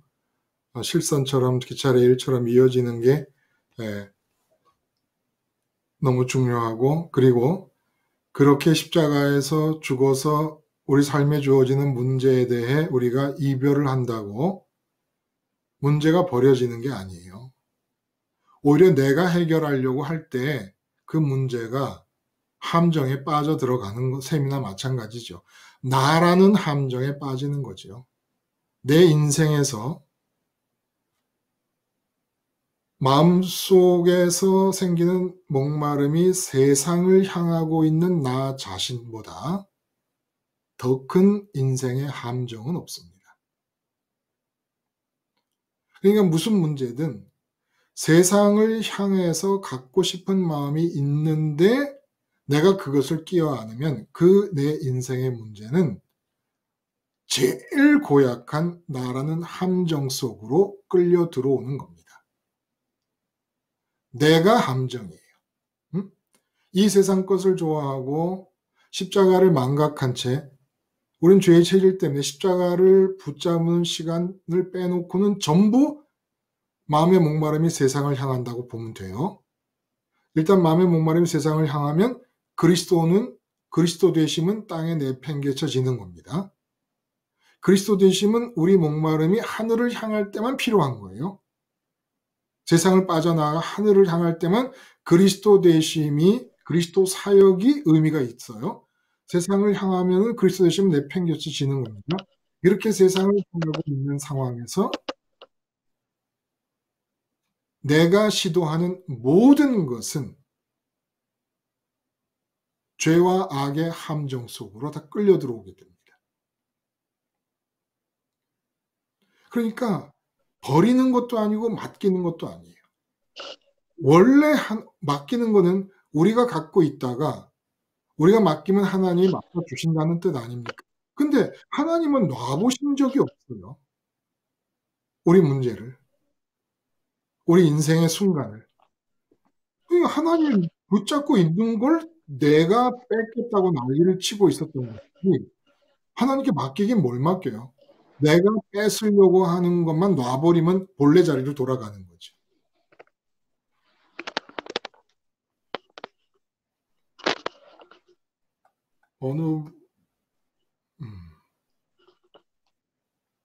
혹시 말씀을 하시려고 그러십니까? 마이크를 켜신 분. 갤럭시 S8 플러스?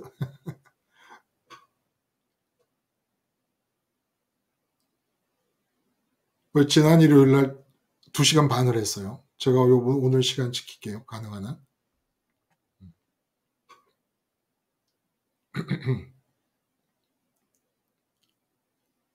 그래서 우리 인생이 사실은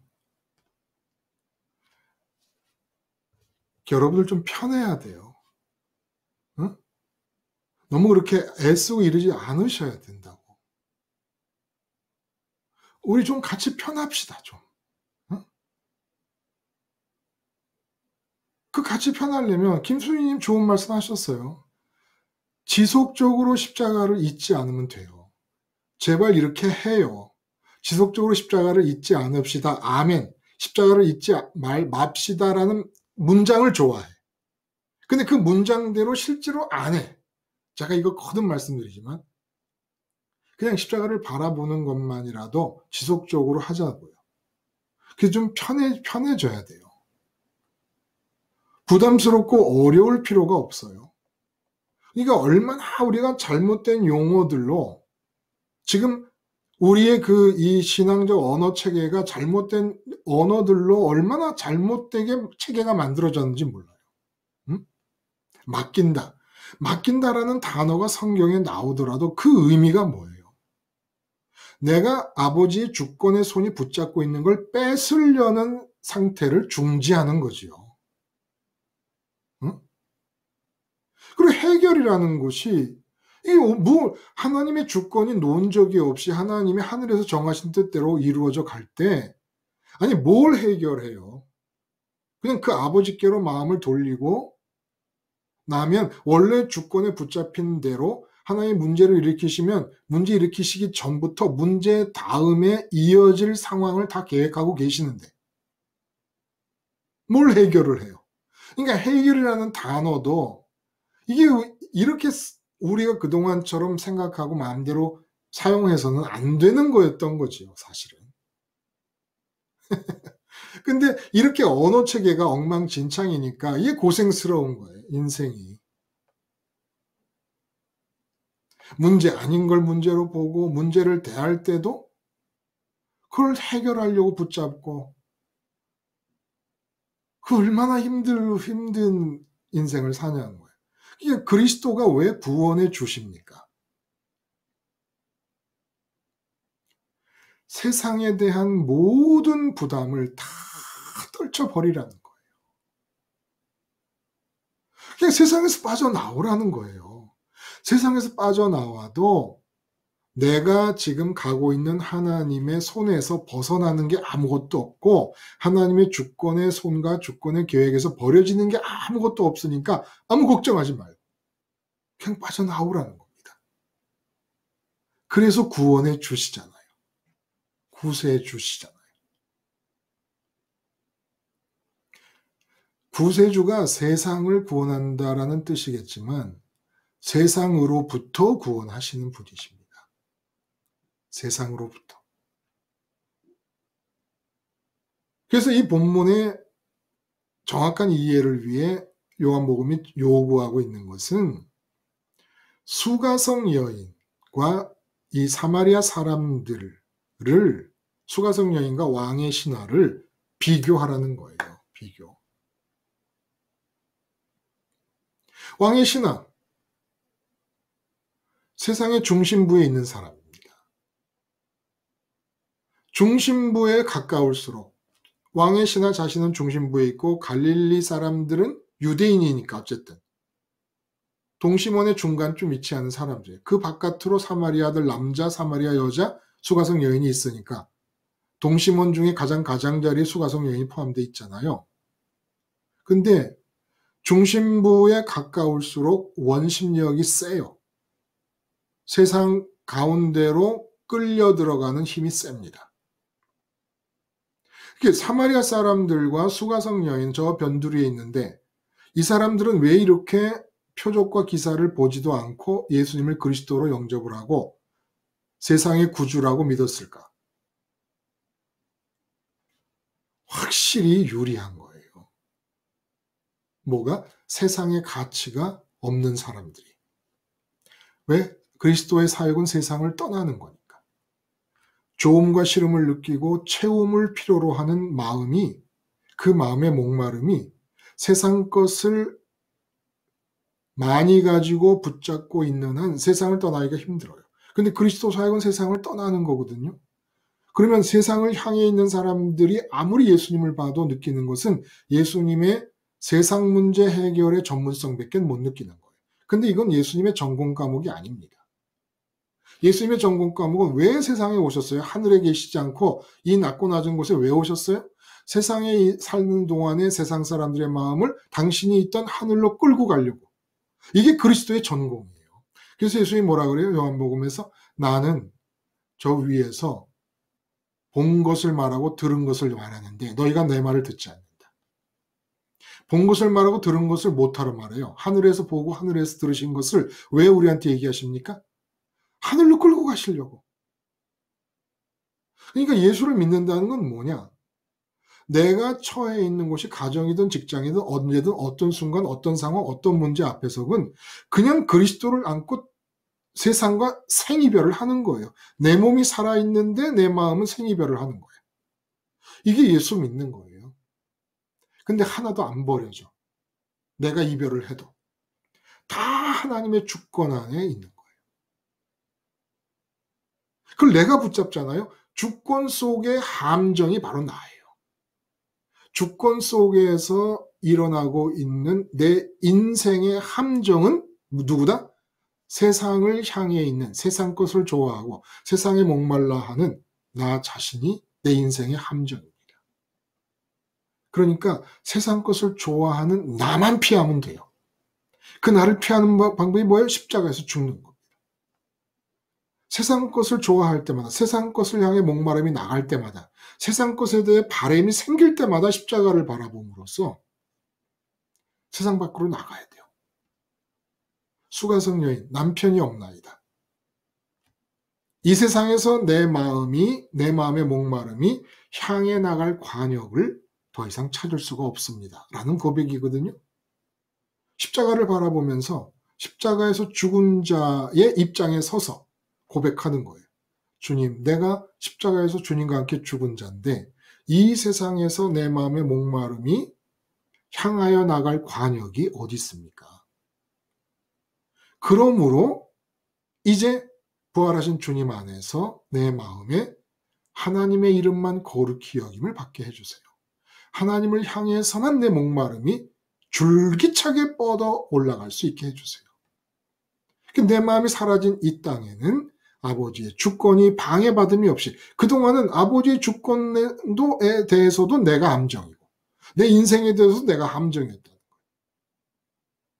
내가 올라가고 나니까 내 마음의 목마름이 방해될 게 없어요. 그러니까 아버지의 이 세상에 대한 주권, 내 몸이 있어서 관계가 아내가 있고 자식이 있고 부모가 있고 형제가 있고 친구가 있고 이 관계가 있잖아요. 그러니까 나한테로 내려온 주권이 이 관계로 다 흘러갑니다. 그러면 내가 주권을 받아들여 내 아들에게로 주권이 흘러가면 아들아이가 밖에서 만나는 사람들 관계로 또 주권이 흘러갈 거예요. 그러면 그 사람들이 만나는 관계로 또 흘러갈 겁니다. 하나님의 주권은 도중에 힘이 빠지는 법이 없습니다. 그냥 가는 거예요. 그러니까 뭐 대통령 선거가 내년 3월로 다가왔는데 대통령이 나라를 움직여요? 하나님의 주권을 받아들이는 사람들에 의해서 하나님이 나라를 움직여요. 그럼 나는 뭐 해요? 아버지가 나를 통해 이루고 싶으신 뜻이 있을 때 나를 장갑 삼아서 움직여 가시면 돼요. 나는 뭐 하면 돼요? 십자가 바라보고 세상 이별, 생이별 하면 돼요. 모든 문제를 계기로 문제가 조금이라도 몸이 좀 아프다. 그러면 이거 아픈 걸 고쳐야지 뭐 좋은 음식을 이러지 말고 이별하는 거예요. 돈이 조금 문제가 생길 것처럼 보인다. 기미가 보인다. 이미 뭐 김순희님 말씀하시는 거니까 기미가 보이는 정도가 아니라 무슨 심각한 문제에 있는데도 돈 사망의 골짜기, 돈과 관계에서 사망의 골짜기를 지나고 있는데 주의 지팡이가 안위하심을 느낀다. 이런 고백이란 말이에요. 그렇게 사는 거예요. 그냥 돈 문제가 해결되는 게 아니라 믿음이라는 게 다른 사람에게 문제로 보이는 돈 문제가 그냥 그 돈 문제가 문제가 아닌 것이 되는 게 복음의 힘이지. 복음의 힘이 기껏해야 돈 없는 사람에게 돈 생기게 해서 문제를 해결하겠습니까? 돈이 없는데도 부족함도 못 느껴. 문제도 못 느껴. 뭐를 더 요구해야 될지도 모르는 마음가짐. 이게 세상을 이기는 거예요. 세상을 이기는 거예요. 그리고 이게 뭐 특별한 사람이 되는 게 아니에요. 이런 상태가. 예수님 십자가를 지속적으로 바라보면서 그리스도 되심을 높이세요. 자꾸. 세상 이별 전문성을 극대화시켜 나가는 겁니다. 언제 어디서나. 언제 어디서나. 그래서 내가 내 아내에게, 아들에게, 딸에게, 내가 아는 사람들, 내 직장 동료에게 줄 수 있는 게 뭐예요? 직장 동료와 같이 있는 동안에 생이별을 함으로써 그 자리를 하나님 나라로 바꾸어주고 나를 장갑 삼고 계신 하나님의 뜻이 나타나는 게 그들을 위한 최고의 사랑 아닙니까? 응? 그러니까 내일도 월요일 날부터 또 한 주가 시작되는데 만나는 모든 사람들에게 하나님 나라 안으로 들어올 수 있도록 선물을 주고 하나님의 뜻이 나를 장갑 삼아 뜻이 그 사람에 대한 하나님의 뜻이 이루어지도록 선물을 주는 삶을 사자는 거예요. 어떻게 하면 돼요? 내가 이 세상에서 나만 없어지면 돼. 내 마음이 세상에 남아있으면 내 인생에 대해 하나님의 주권에 대해 이웃에 대해 함정이에요. 내가 함정. 완전히 정말 그 옛날에 제가 모래내 살 때 밭의 전부파, 동교동과 연희동 사이가 다 밭이었거든요. 근데 그 밭을 지나다 보면 군데군데 오물을 갖다 모아놓은, 거름으로 쓰려고 오물을 갖다 놓은 똥통이 있어요. 근데 친구하고 장난을 놀다가 이 친구가 나한테 내 발에 오줌을 쌌어요. 어렸을 때.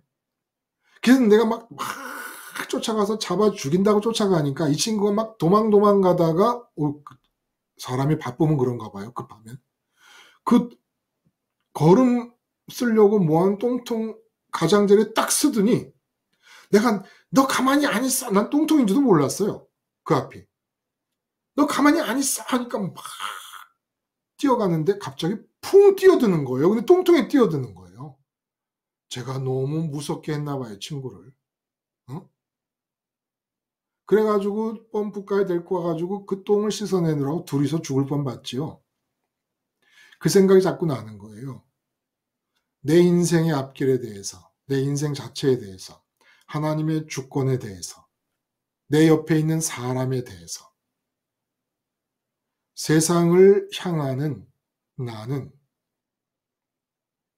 심지어 예수님의 그리스도 되심에 대해서조차도 세상에 대해 목마름을 흘려보내고 있는 나는 똥통입니다. 이 나를 없애버려야 돼요. 이 나를. 응? 무슨 정치인들이 잘못해서 나라가 이 꼴이 되는 것, 내가 불행한 것도 아니고 돈이 없어서도 아니고 뭐 몸이 아파서도 아니고 문제는 내 마음의 목마름이 세상을 향하고 있으므로 내가 하나님의 주권과 예수님의 그리스도 되심과 이웃과 내 인생에 대해 똥통으로 작용하고 있기 때문에 이렇게 힘든 것이지요. 자, 그러니 복음 아닙니까? 십자가에서 죽으시고 부활하셔서 승천하시면서 세상과 이별해서 하나님 아버지께로 가는 길을 만드신 우리 그리스도 왕짱이시지요. 뭐 이보다 더 좋을 수가 있어요. 그러면 반대로 내 마음이 그리스도 예수님을 따라 세상을 빠져나가 아버지께로 흐르기만 하면, 아버지를 열망하는 상태를 유지하기만 하면 어떻게 하면 돼요? 의식이 십자가를 붙잡으면 내 마음은 십자가에서 죽었다는 자아의식이 유지되면 죽은 사람이 뭘 바라겠어요? 십자가에서 죽었다는 자아의식을 가져도 마음의 목마름은 계속 발생하잖아요? 그러면 하늘로 갈 수밖에 없잖아요. 세상에 대해서 십자가에서 죽은 자의 자의식이 유지되면. 그렇게만 되면 하나님의 주권에 대해서, 나 자신의 인생에 대해서, 예수님의 그리스도 되심에 대해서, 이웃에 대해서 내가 이 땅에 살고 있는 동안이 보화와 같은 존재가 된다는 거예요. 하나님에게도 보화 같은, 그리스도에게도 보화 같은, 이웃에게도 보화 같은, 내 인생에도 보화 같은 그런 존재가 된다는 거예요. 어떻게 하면 그리스도 되심을 기억하여 십자가에서 죽은 자의 자아의식을 언제 어디서나 유지하면 내가 의식을 그렇게 하고 있는 동안에 내 영인 내 마음의 목마름은 하나님을 향합니다. 요거만 이루라는 거예요. 요거만. 언제 어디서든지. 그래서 우리 잊지 맙시다. 하나님의 주권에 대해, 예수님의 그리스도 되심에 대해, 내 인생에 대해, 내 이웃에 대해 보화 같은 존재가 되십시다. 응? 진주 같은 존재가 되십시다. 어렵지 않습니다.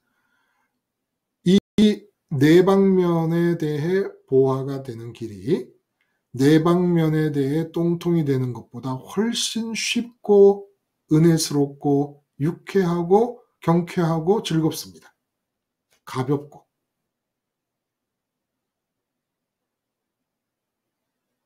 그래서 사마리아 이 수가성 여인처럼 예수님 안으로 추수되는 사람들, 어떻게?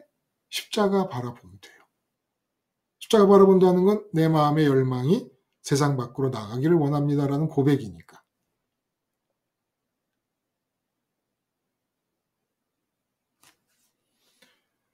자, 혹시 뭐 마지막으로 말씀하고 싶으신 것이 있으면 간단하게.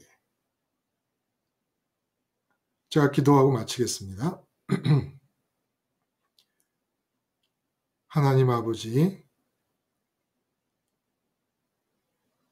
하나님의 주권을 향해, 예수님의 그리스도 되심을 향해, 내 인생에 대해, 이웃을 향해 진주 같은 사람들이 되기 위하여 예수님을 세상 문제 해결의 전문가로 보던 우리의 믿음이 죽기를 원합니다. 이제 그리스도 되심 세상 이별 전문가이신 예수님을 믿는 믿음으로 삶의 24시간을 채워갈 수 있게 하여 주시옵소서. 예수님의 이름으로 기도드리옵나이다. 아멘. 여러분 감사합니다. 또 다음 시간에 뵙겠습니다.